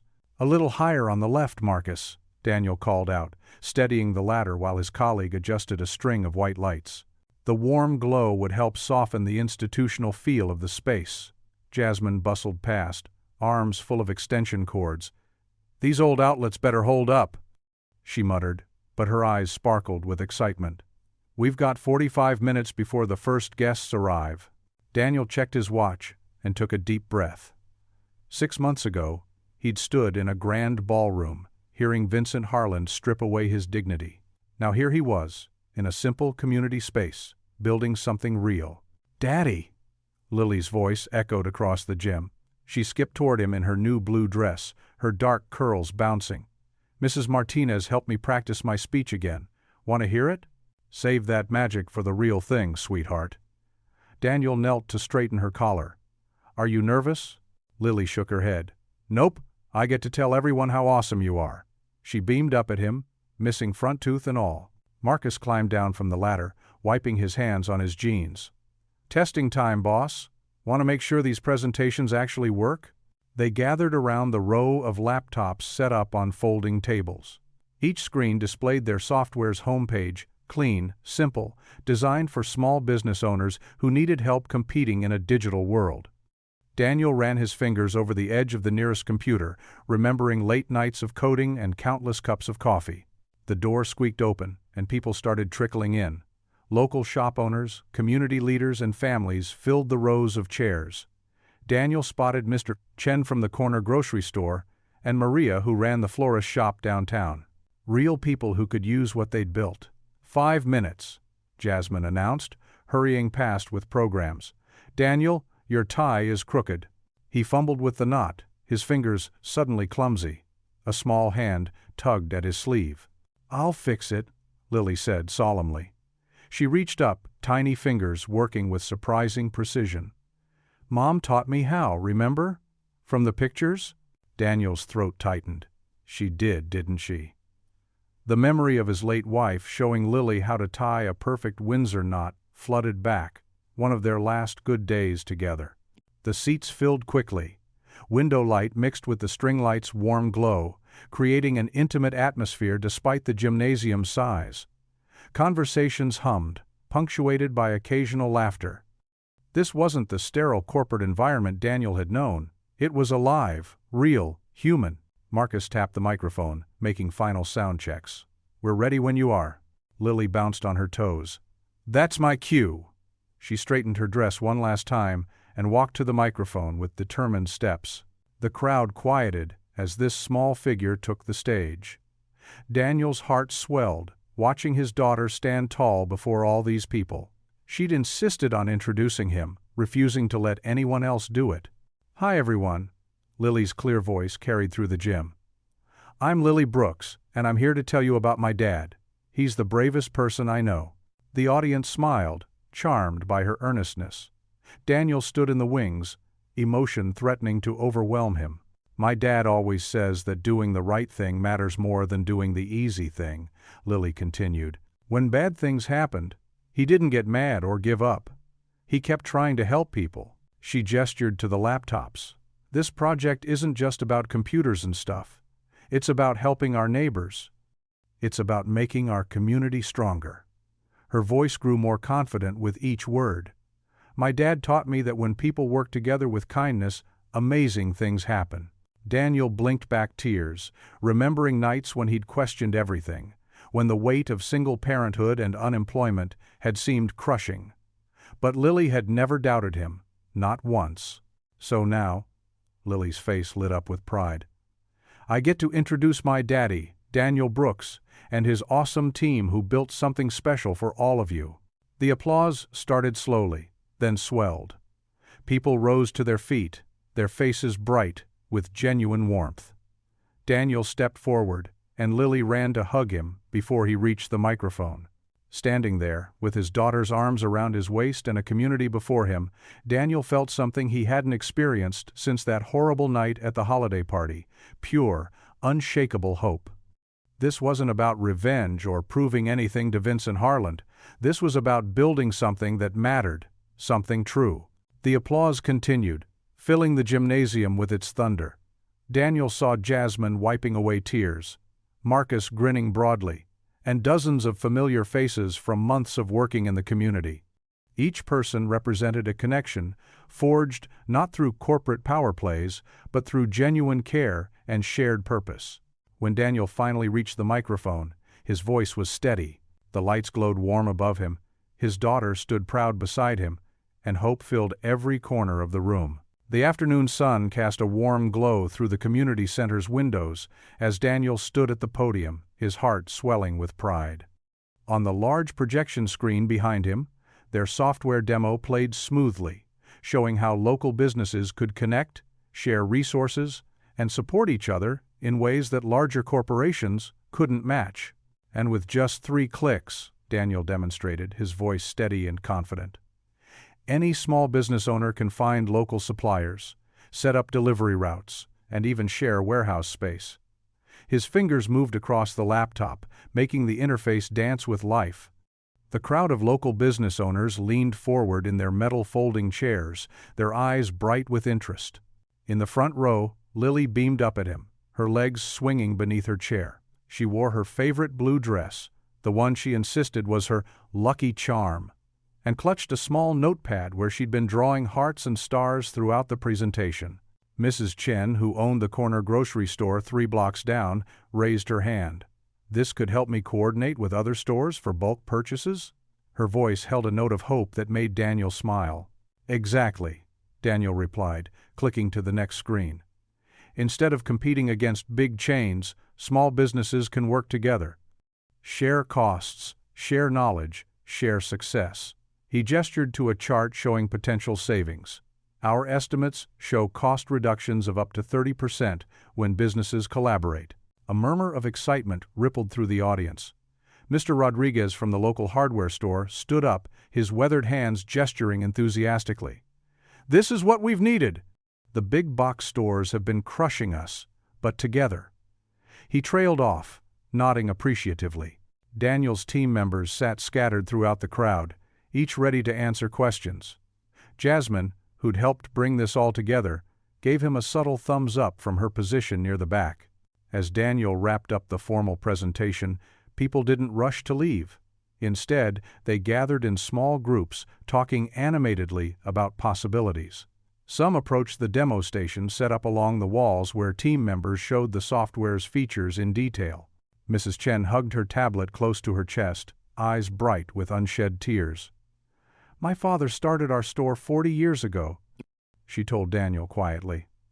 "Last month, I thought I might have to close, but this," she reached out and squeezed his arm. "This gives us hope." Lily, who had been watching everything with wide-eyed wonder, couldn't contain herself any longer. She bounced up from her chair and wrapped her arms around Daniel's waist, nearly knocking him off balance. "Daddy, you did it!" she squealed, her face glowing with pride. Daniel lifted her up, holding her close as people continued to mill about, discussing features and possibilities. The warmth of her small body against his chest felt like a victory in itself. This wasn't just about proving Vincent Harland wrong anymore. It was about building something that mattered. "Mr. Brooks?" a young woman approached, notepad in hand. "I'm from the local paper. Would you mind answering a few questions? This could be exactly what our downtown needs." Before Daniel could respond, Lily piped up from his arms. "My daddy helps people. That's what he does best." The reporter laughed, charmed by Lily's enthusiasm. As Daniel set Lily down to speak with the reporter, he watched his daughter skip over to where Jasmine was demonstrating the software's scheduling feature. The sight of Lily, happy and secure, mingling with this supportive community, filled him with a deep sense of rightness. The interview flowed naturally, focusing on the community aspects of the project rather than technical specifications. "The real innovation here," Daniel explained, "isn't just the technology. It's about remembering that business works best when we lift each other up." Throughout the afternoon, more people arrived, drawn by calls and messages from those already present. The energy in the room remained high, filled with possibility and hope. Local business owners who had barely spoken before were now exchanging contact information, already planning ways to collaborate. Mr. Rodriguez's teenage son, who helped at the hardware store, approached Daniel with sharp questions about the technical aspects. "This is so much better than the clunky system we're using now," he said, scrolling through the interface. "And you really built this from scratch?" "We did," Daniel confirmed, noting how the boy's eyes lit up with interest. "Maybe you'd like to learn more about how it works? We could always use young minds who understand both technology and local business." As the sun began to set, casting long shadows through the windows, people finally started to drift away. Not with the usual rushed exits of corporate meetings, but with warm handshakes, heartfelt thanks, and promises to return for the training sessions next week. Lily had dozed off in a chair near one of the demo stations, her notepad fallen open to pages filled with drawings of smiling people and businesses connected by rainbow lines. Daniel gathered her gently into his arms, her head resting trustingly on his shoulder. The team began quietly packing up equipment, all of them wearing tired but satisfied smiles. They had done more than launch a product. They had kindled hope in their community. As Daniel stood in the emptying room, holding his sleeping daughter, he felt a profound sense of peace settle over him. This wasn't the corporate success he'd once chased, but it was something better, something real and meaningful.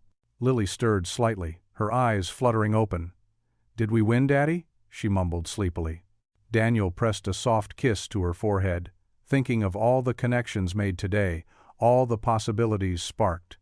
He thought of Mrs. Chen's grateful tears and Mr. Rodriguez's enthusiasm.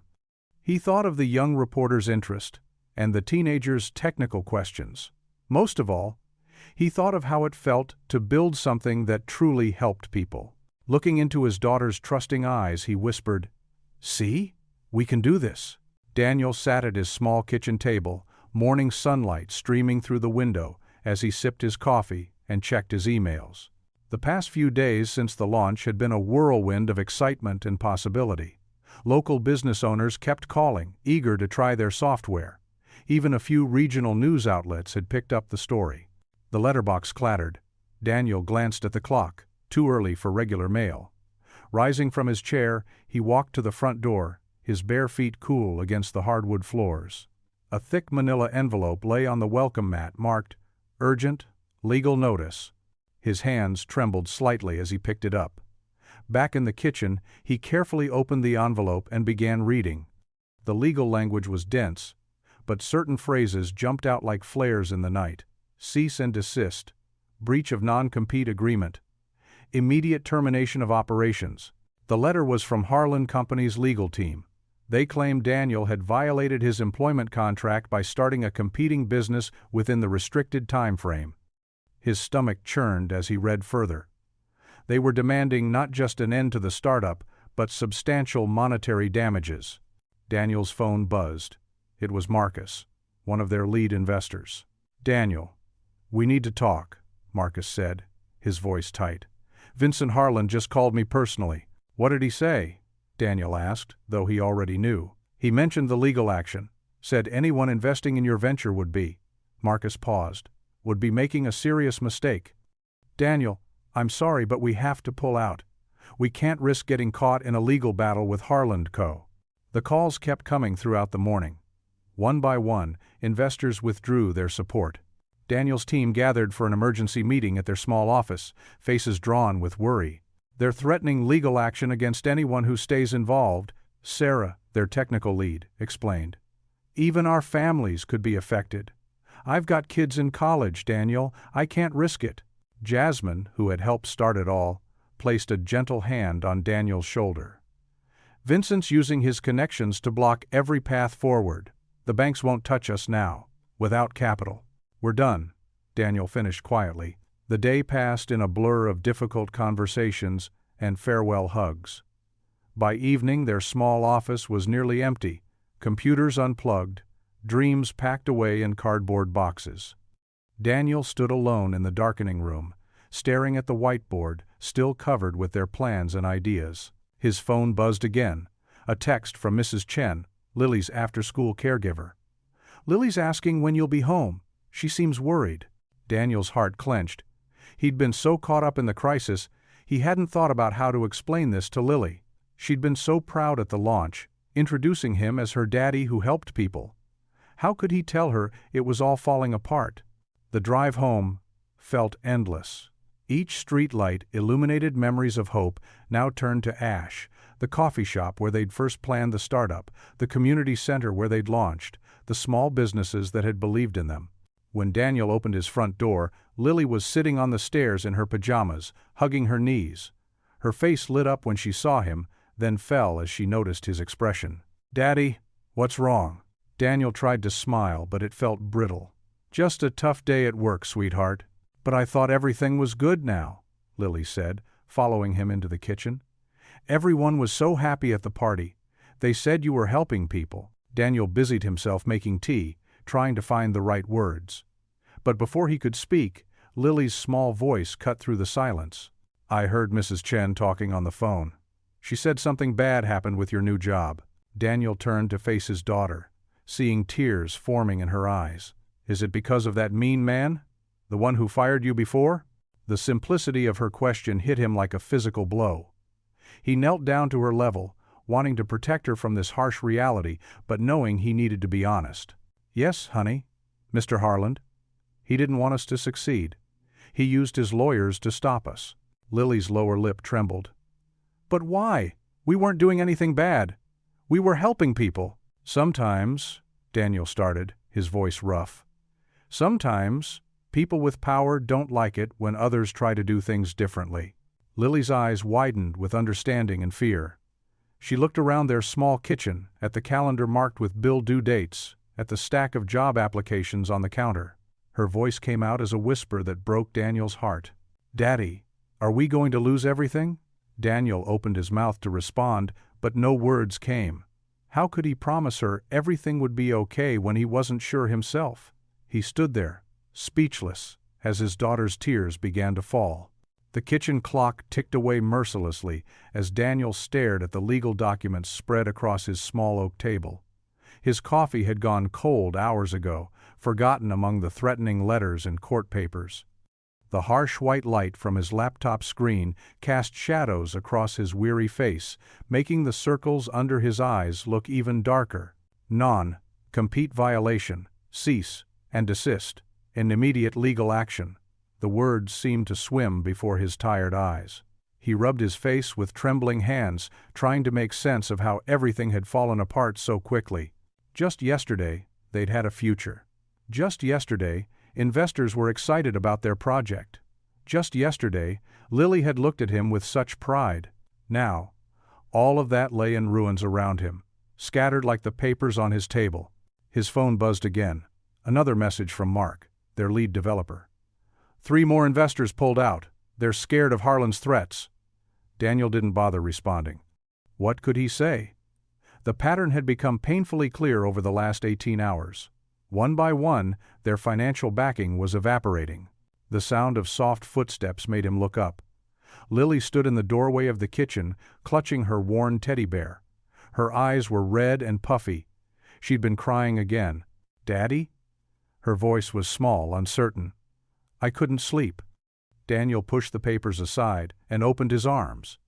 She ran to him, climbing onto his lap like she used to when she was younger. At 9, she was getting too big for this, but tonight neither of them cared. "I heard you talking on the phone earlier," she whispered against his shoulder. "Are we really going to lose everything?" The question hit him like a physical blow. He hugged her tighter, fighting back his own tears. "I don't know, sweetheart. I honestly don't know. But what about the new company? Everyone loved it at the launch. Mrs. Rodriguez from the bakery said it would help her business so much." Daniel's throat tightened. He remembered Rosa Rodriguez's beaming face as she tested their software, how she'd hugged him and said this could save her family's bakery from the big chain store moving in down the street. "Sometimes," he started, choosing his words carefully. "Sometimes bad people can hurt good things, even when lots of people want those good things to happen." "Is it because of Mr. Harlan?" Lily asked, showing that perceptiveness that sometimes startled him. Daniel nodded slowly. "Yes, honey. He doesn't want us to succeed." "But why? We're helping people." Such a simple question, but it cut right to the heart of everything. Daniel glanced at his laptop screen, where Vincent Harlan's smirking face stared back from a business magazine article. The headline read, "Harlan Company CEO protects innovation through aggressive legal strategy." "Some people," Daniel said carefully, "think being strong means making others feel weak. They think success only counts if someone else fails." Lily was quiet for a long moment, processing this. Then she looked up at him with those eyes so like her mother's. "That's stupid," she declared, with the pure conviction only a child could muster. Despite everything, Daniel felt a small laugh bubble up. "Yeah, it kind of is." He looked around their kitchen, at the familiar worn countertops, the drawings Lily had made magnetized to the fridge, the plant in the window his wife had loved so much that he'd kept alive all these years. This was home. This was what he was fighting for. His eyes fell on an old photo tucked into the corner of the bulletin board. It was from his last day at Harlan Company, taken just before that fateful holiday party. He was smiling, surrounded by his team, unaware of what was coming. Suddenly, he remembered standing on that stage after being fired, facing hundreds of shocked faces. He remembered the silence that fell as he spoke from his heart about family, about integrity, about what really mattered. He remembered how his words had touched something in those people. Something real and human that even Vincent Harlan couldn't crush. "Daddy?" Lily's voice brought him back to the present. "Are you okay?" Daniel looked at his daughter. Really looked at her.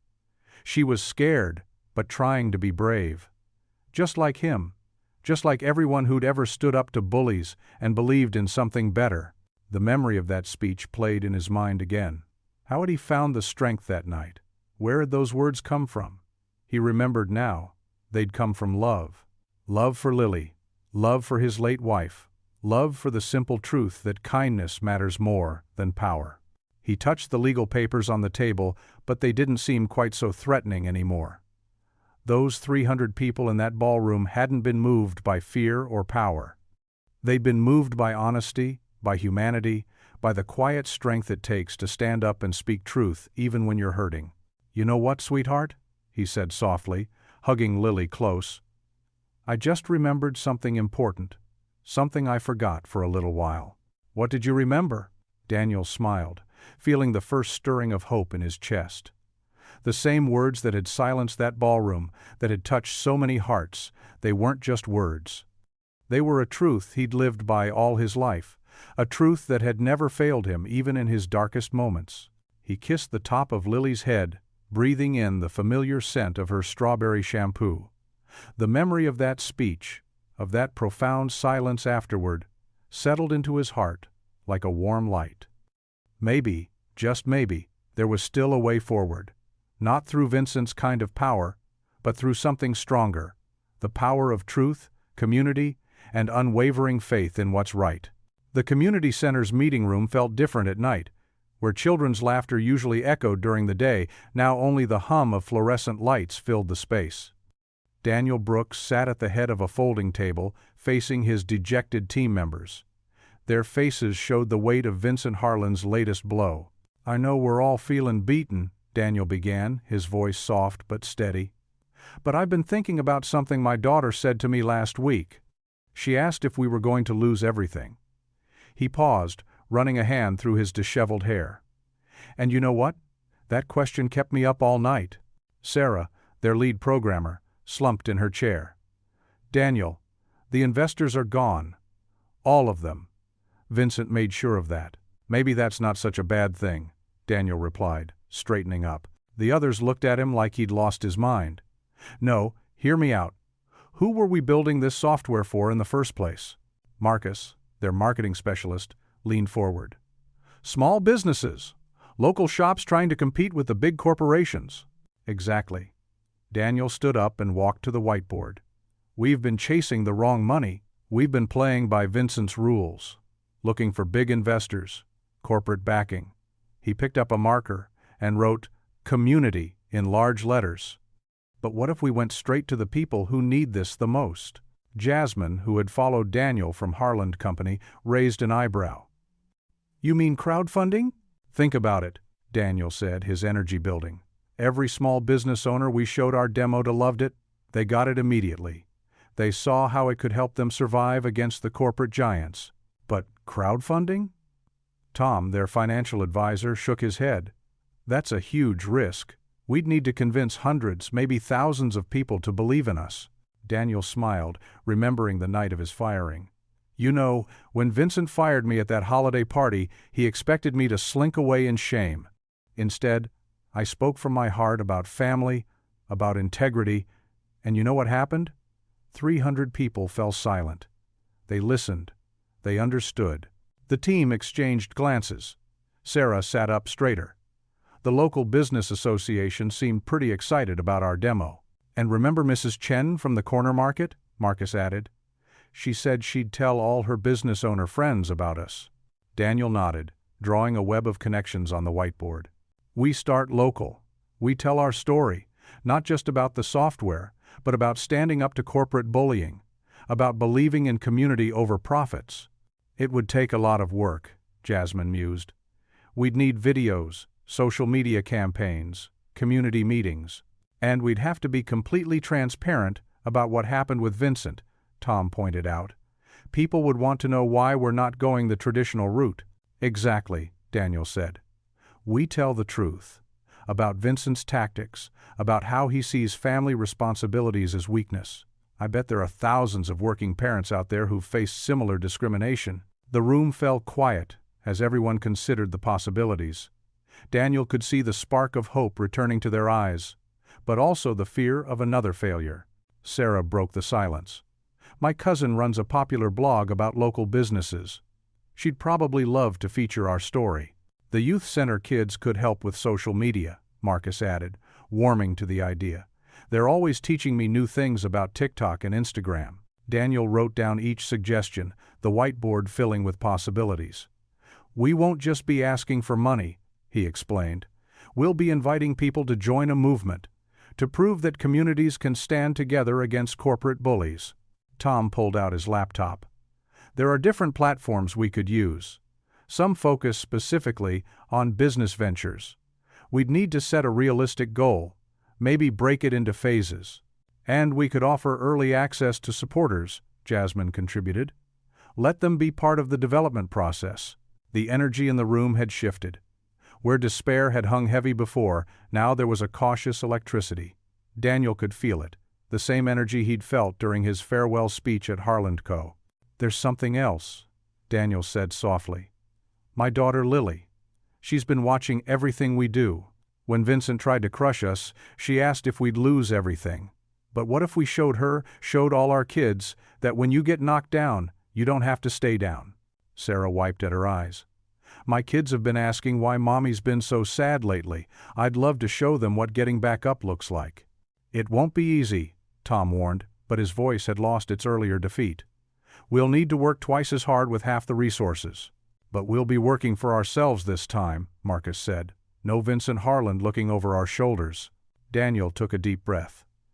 "So, are we doing this?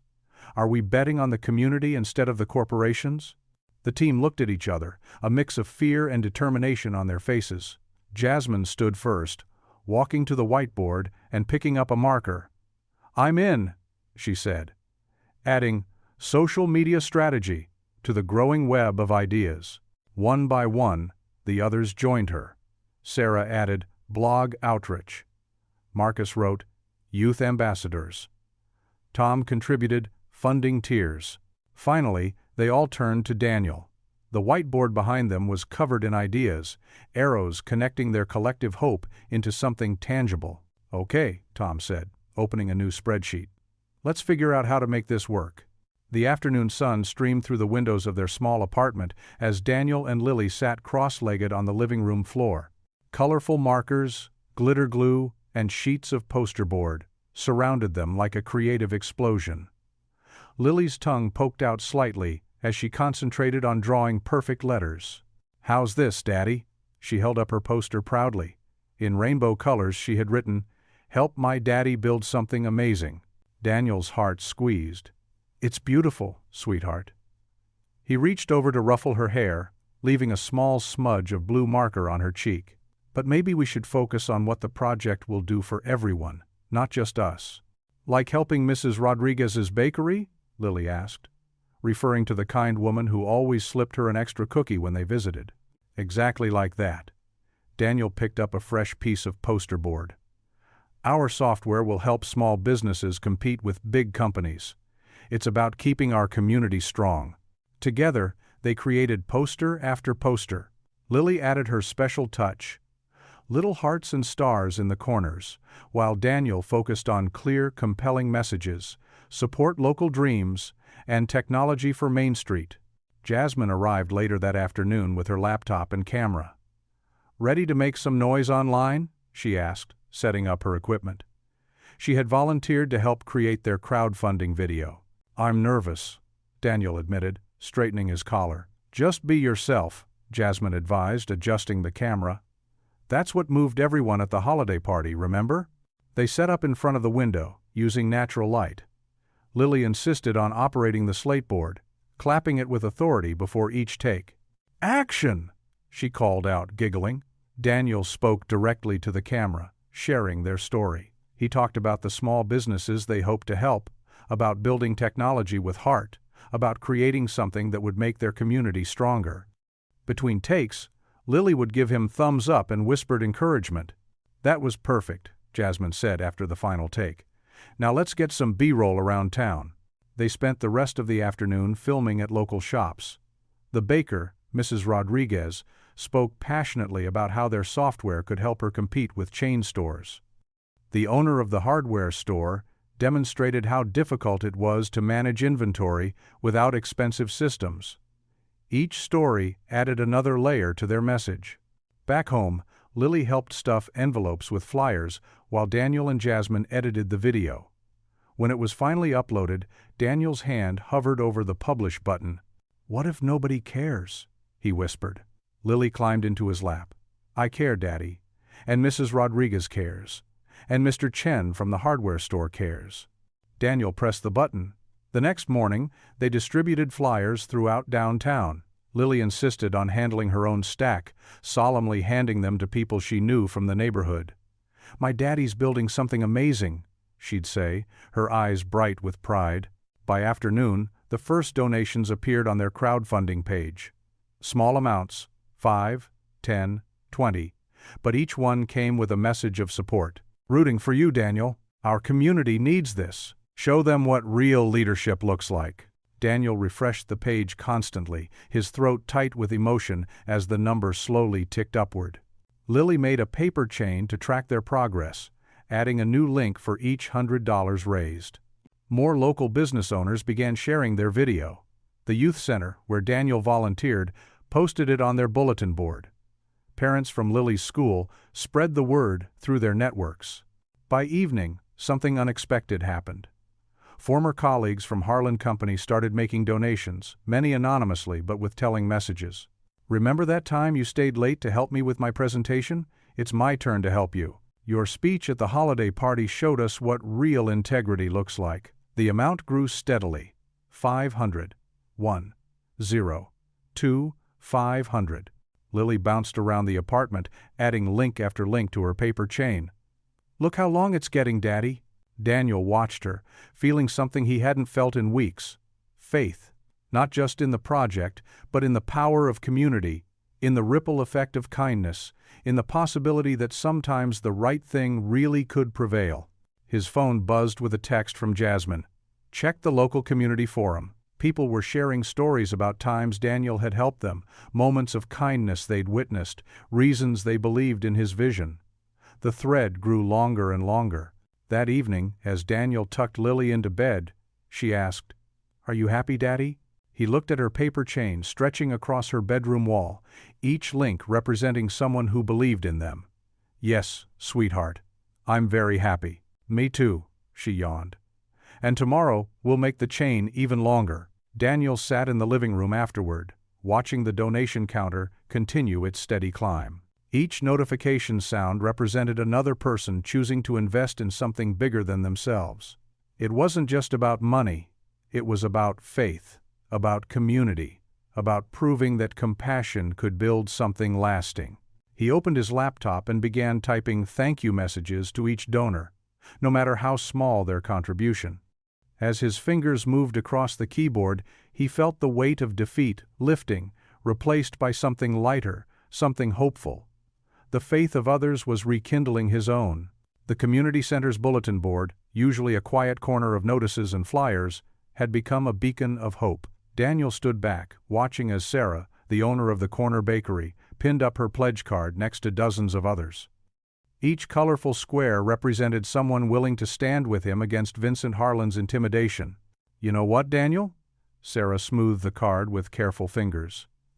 "When you first came to my shop asking about our accounting needs, I thought it was just another sales pitch. But you listened, really listened." She turned to face him, her weathered hands clasping her apron. "That software your team created? It gave my small business a fighting chance." The morning light filtered through the community center's windows, catching the dust motes dancing in the air. More people trickled in, each carrying their own pledge cards. Mr. Thompson from the hardware store, Ms. Rodriguez, who ran the flower shop, even Mrs. Chen from the Chinese restaurant down the street. Daniel's phone buzzed. A text from Jasmine. "Check your email." Now. He pulled out his phone, and his breath caught. 23 Harlan Company. Employees had signed a petition supporting his project. Many were risking their jobs just by adding their names. At the bottom was a note. "Your speech that night showed us what real leadership looks like." The community center's door chimed again. This time it was Marcus, one of the youth center parents, whose son Daniel had tutored in math. "My IT firm wants to donate server space," he announced, waving a formal letter.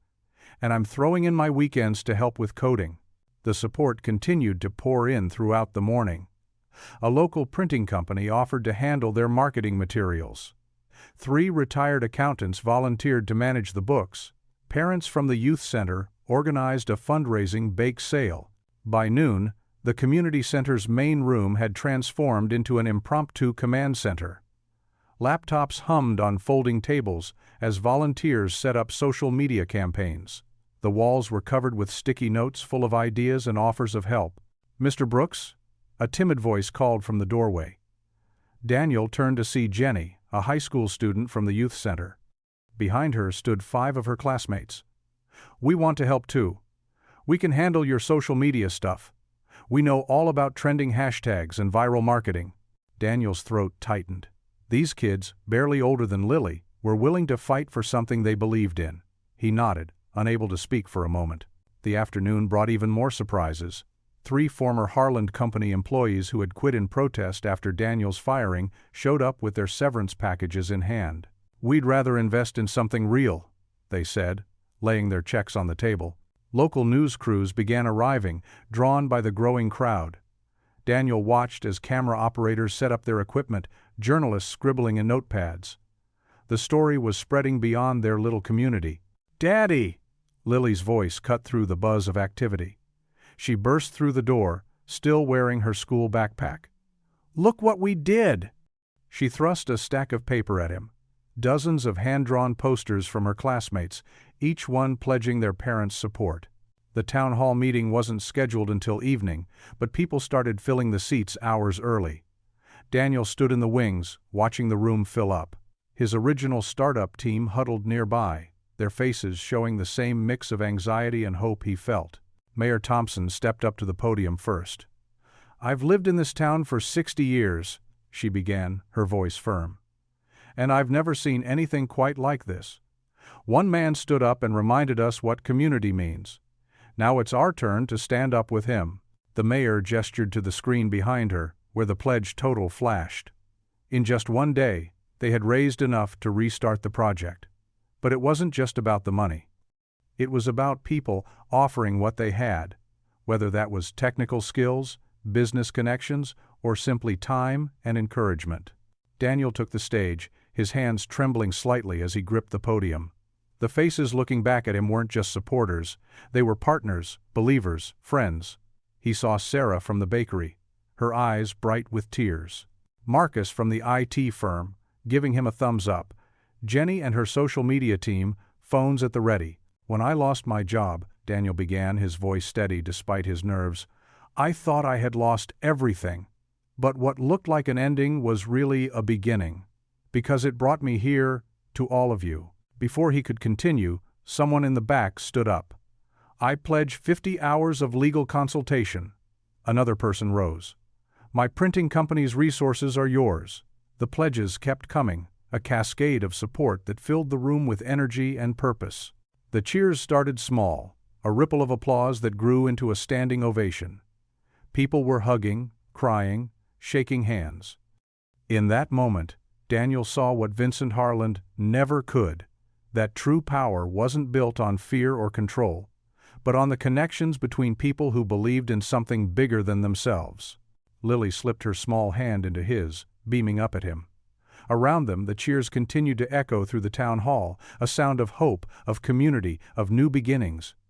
The project wasn't just being resurrected, it was being reborn, stronger than ever, built on a foundation of trust and shared purpose that no corporate lawsuit could shake.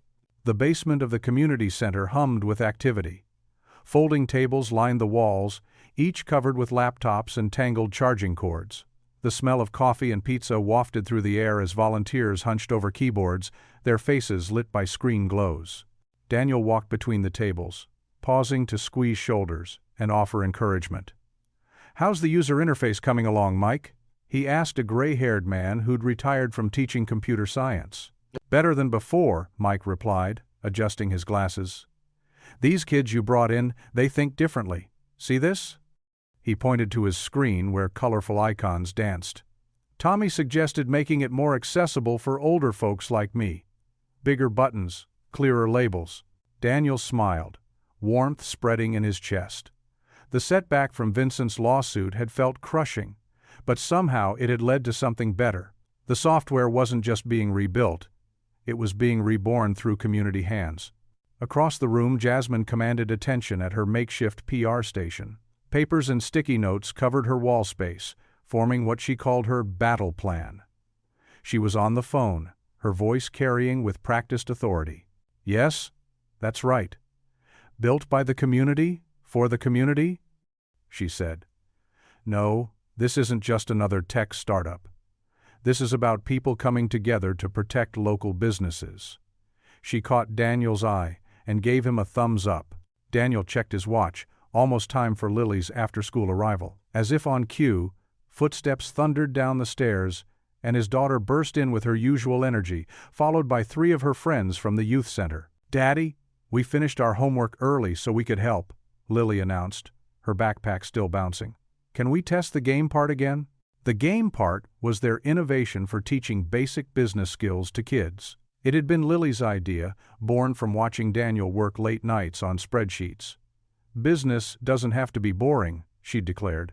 "Take your usual spots, girls," Daniel said, watching as they scrambled to their designated testing area. These kids had become their most valuable feedback team, pointing out flaws that adults might miss. A local news crew arrived an hour later, their camera equipment creating temporary chaos in the crowded space.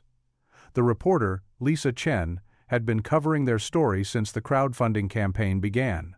"This is remarkable," Lisa said, panning her camera across the room. "When we first reported on your startup's collapse, I never expected to see this kind of renaissance." Jasmine stepped forward, handling the media as smoothly as she'd once managed corporate communications. "That's because Vincent Harland fundamentally misunderstood what drives innovation," she said. "It's not fear or competition, it's community and compassion." The camera turned to capture volunteers of all ages working together. There was Mrs. Rodriguez from the local restaurant association, teaching Tommy how to make the Spanish language version more natural. Near her, a teenager showed a retired accountant how to streamline the bookkeeping module. "Daniel," Lisa called, "could you tell us about the changes in the software since the restart?" Daniel looked up from where he'd been helping Lily's group. "It's stronger now," he said simply. "Before, we were building it for small businesses. Now we're building it with them."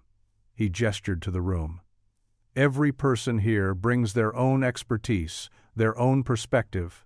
We're not just coding, we're weaving together stories and solutions." The interview continued as the work flowed around them.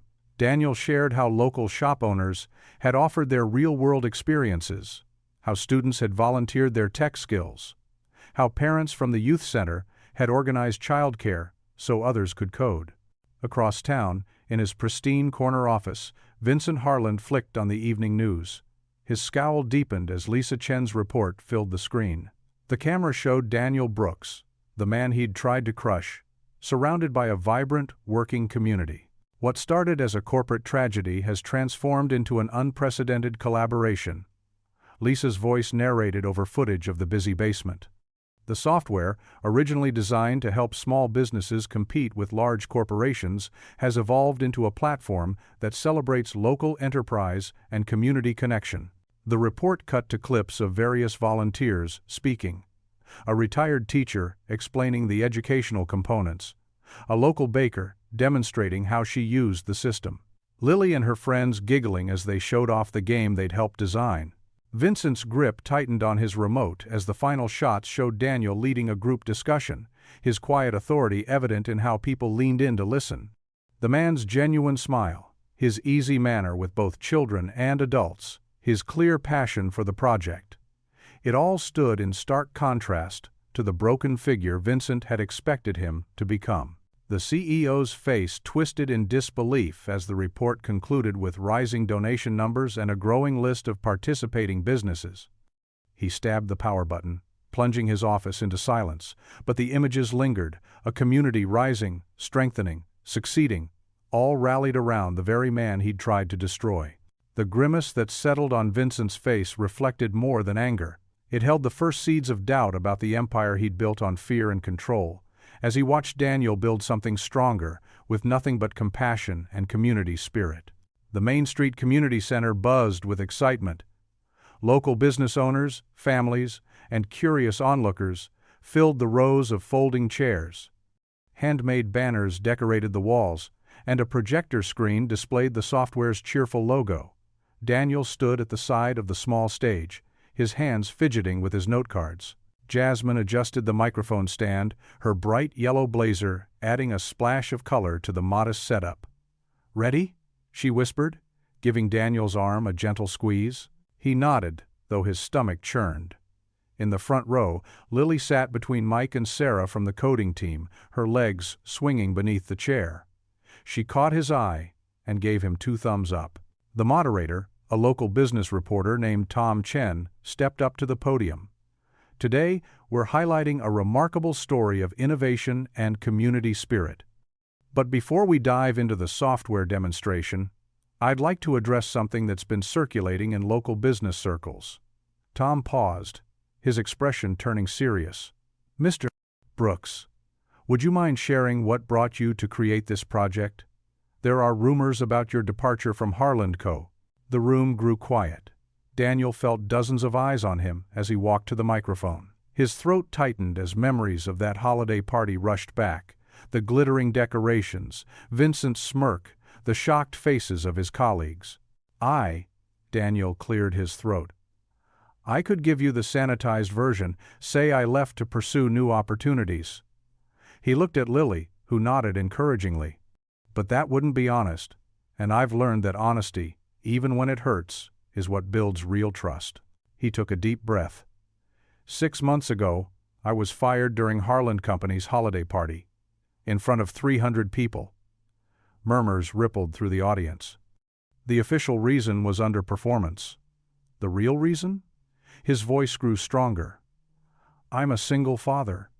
My daughter Lily lost her mom when she was 5, and I've been raising her alone since then. According to my former CEO, family responsibilities made me distracted and unreliable. Daniel saw several parents in the audience exchange glances, some shaking their heads in disgust. But here's what I've learned since then. What looks like weakness to some is actually profound strength. Being a parent teaches you patience, creativity, and how to keep going when things get tough. Those aren't liabilities, they're superpowers. He gestured to the volunteers scattered throughout the room. Look around. Half our team are parents who code after bedtime stories. We have retirees sharing decades of wisdom, students bringing fresh perspectives, and yes, single parents like me, proving that heart and hustle go hand in hand.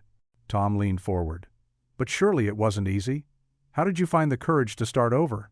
Daniel's eyes misted slightly. I remember standing in my kitchen late one night, bills piled up, wondering how I'd keep a roof over our heads. And Lily, she walked in half asleep and said, Daddy, you look worried. Remember what you always tell me? We can do hard things. His voice cracked. That's when I realized I had to show her that faith beats fear, that kindness isn't weakness. Even when Harland tried to shut you down, Tom pressed, there were legal threats, pressure on investors. Especially then, Daniel replied firmly. See, corporations like Harland Co. operate on fear.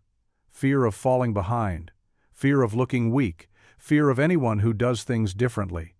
But look what happens when we choose faith instead. He gestured to the crowd.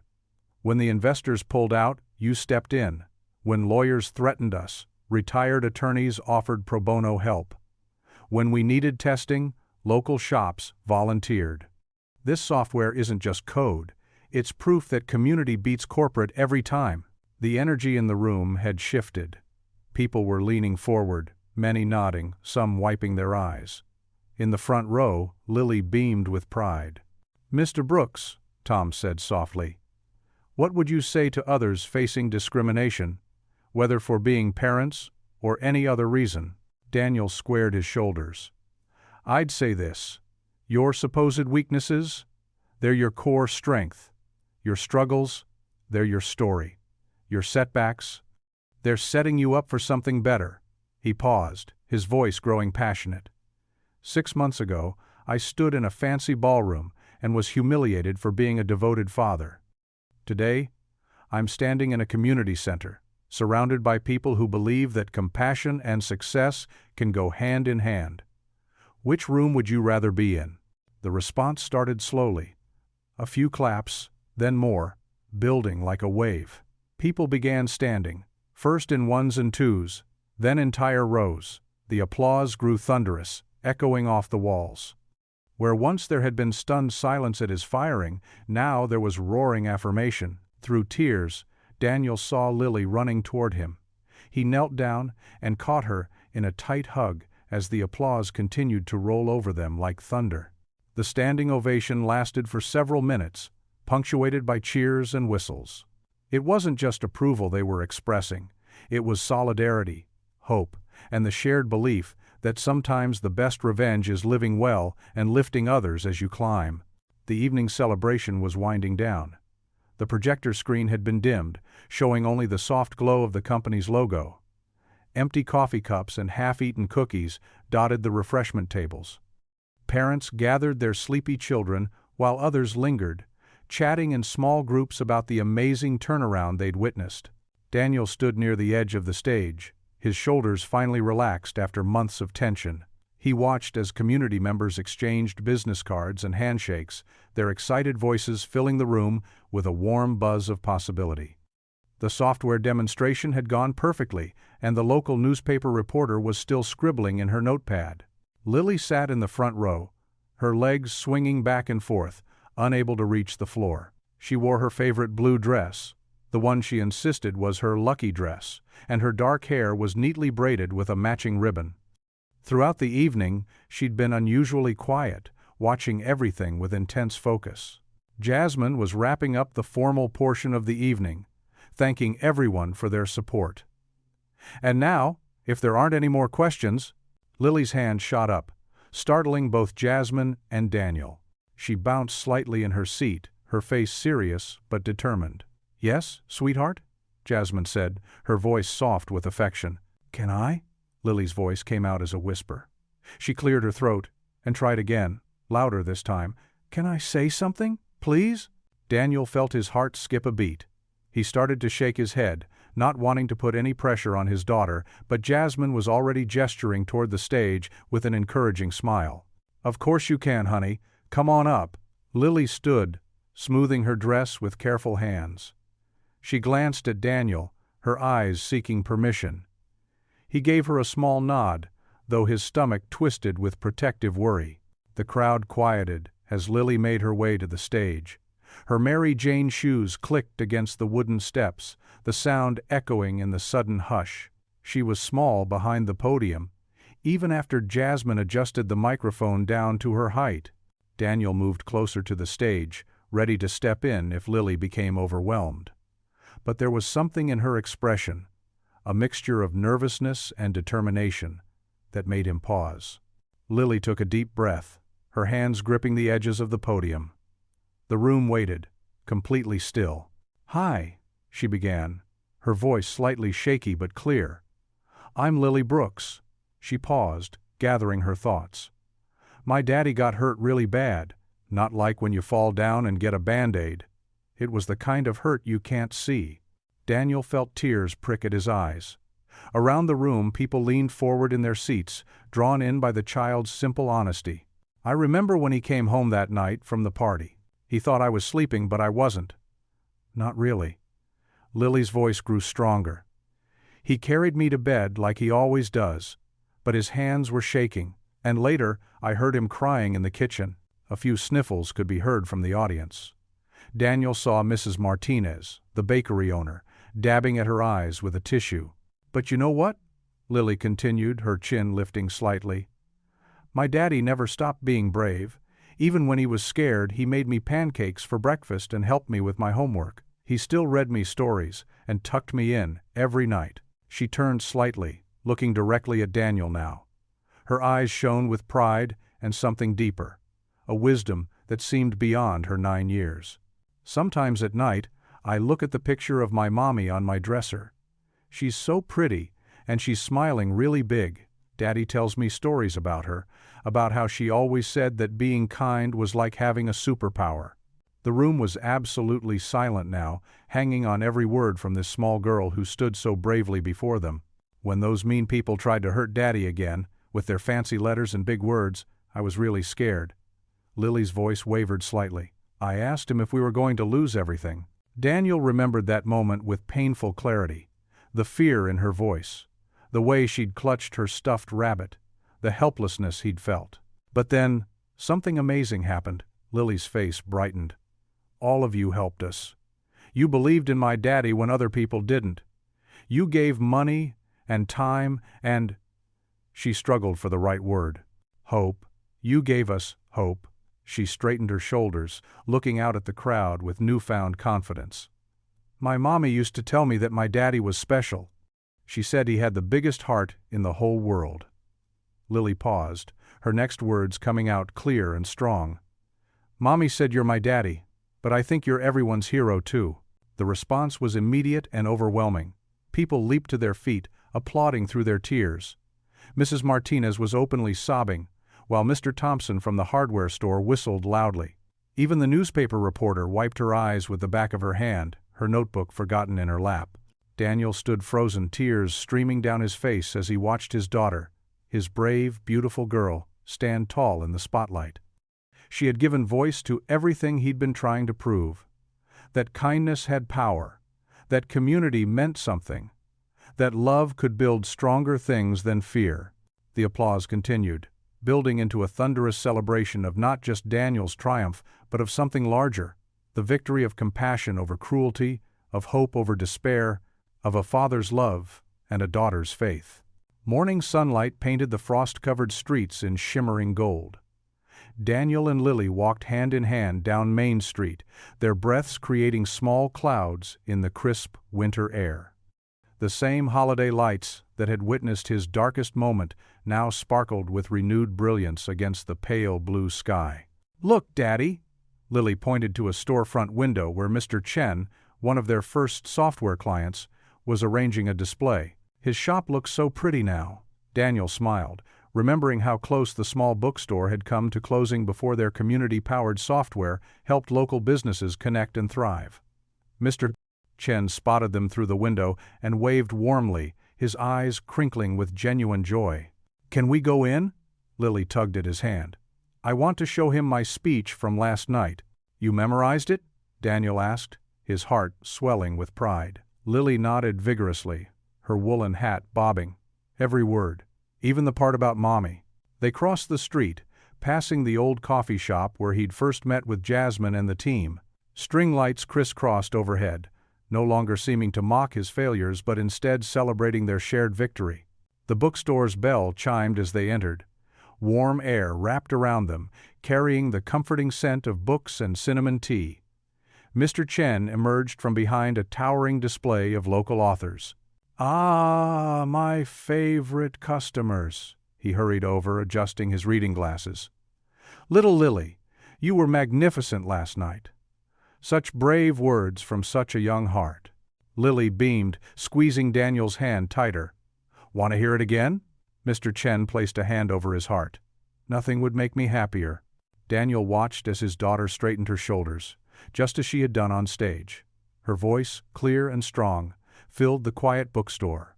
My daddy doesn't wear a cape or fly through the sky, she began. But he's the strongest person I know. Mommy told me before she went to heaven that he would always keep me safe, and she was right. Mr. Chen dabbed at his eyes with his sleeve. Other customers had stopped browsing to listen. When bad things happened, Daddy didn't get mad or mean. He stayed kind. He helped other people even when he was sad. And now, look at all the friends we have. Lily gestured around the store. Mommy said you're my daddy, but I think you're everyone's hero too. The small audience in the bookstore applauded softly, just as the crowd had roared the night before. Mr. Chen disappeared behind the counter and returned with 2 steaming paper cups. Hot chocolate, he explained, handing them over. On the house, for my favorite heroes. Outside again, they continued their walk, sipping their drinks carefully. The town was coming alive around them. Store owners unlocked their doors, greeting each other warmly. A group of teenagers from the youth center waved as they passed. Daddy? Lily's voice was thoughtful. Remember when that mean man said, "Safe doesn't build empires"?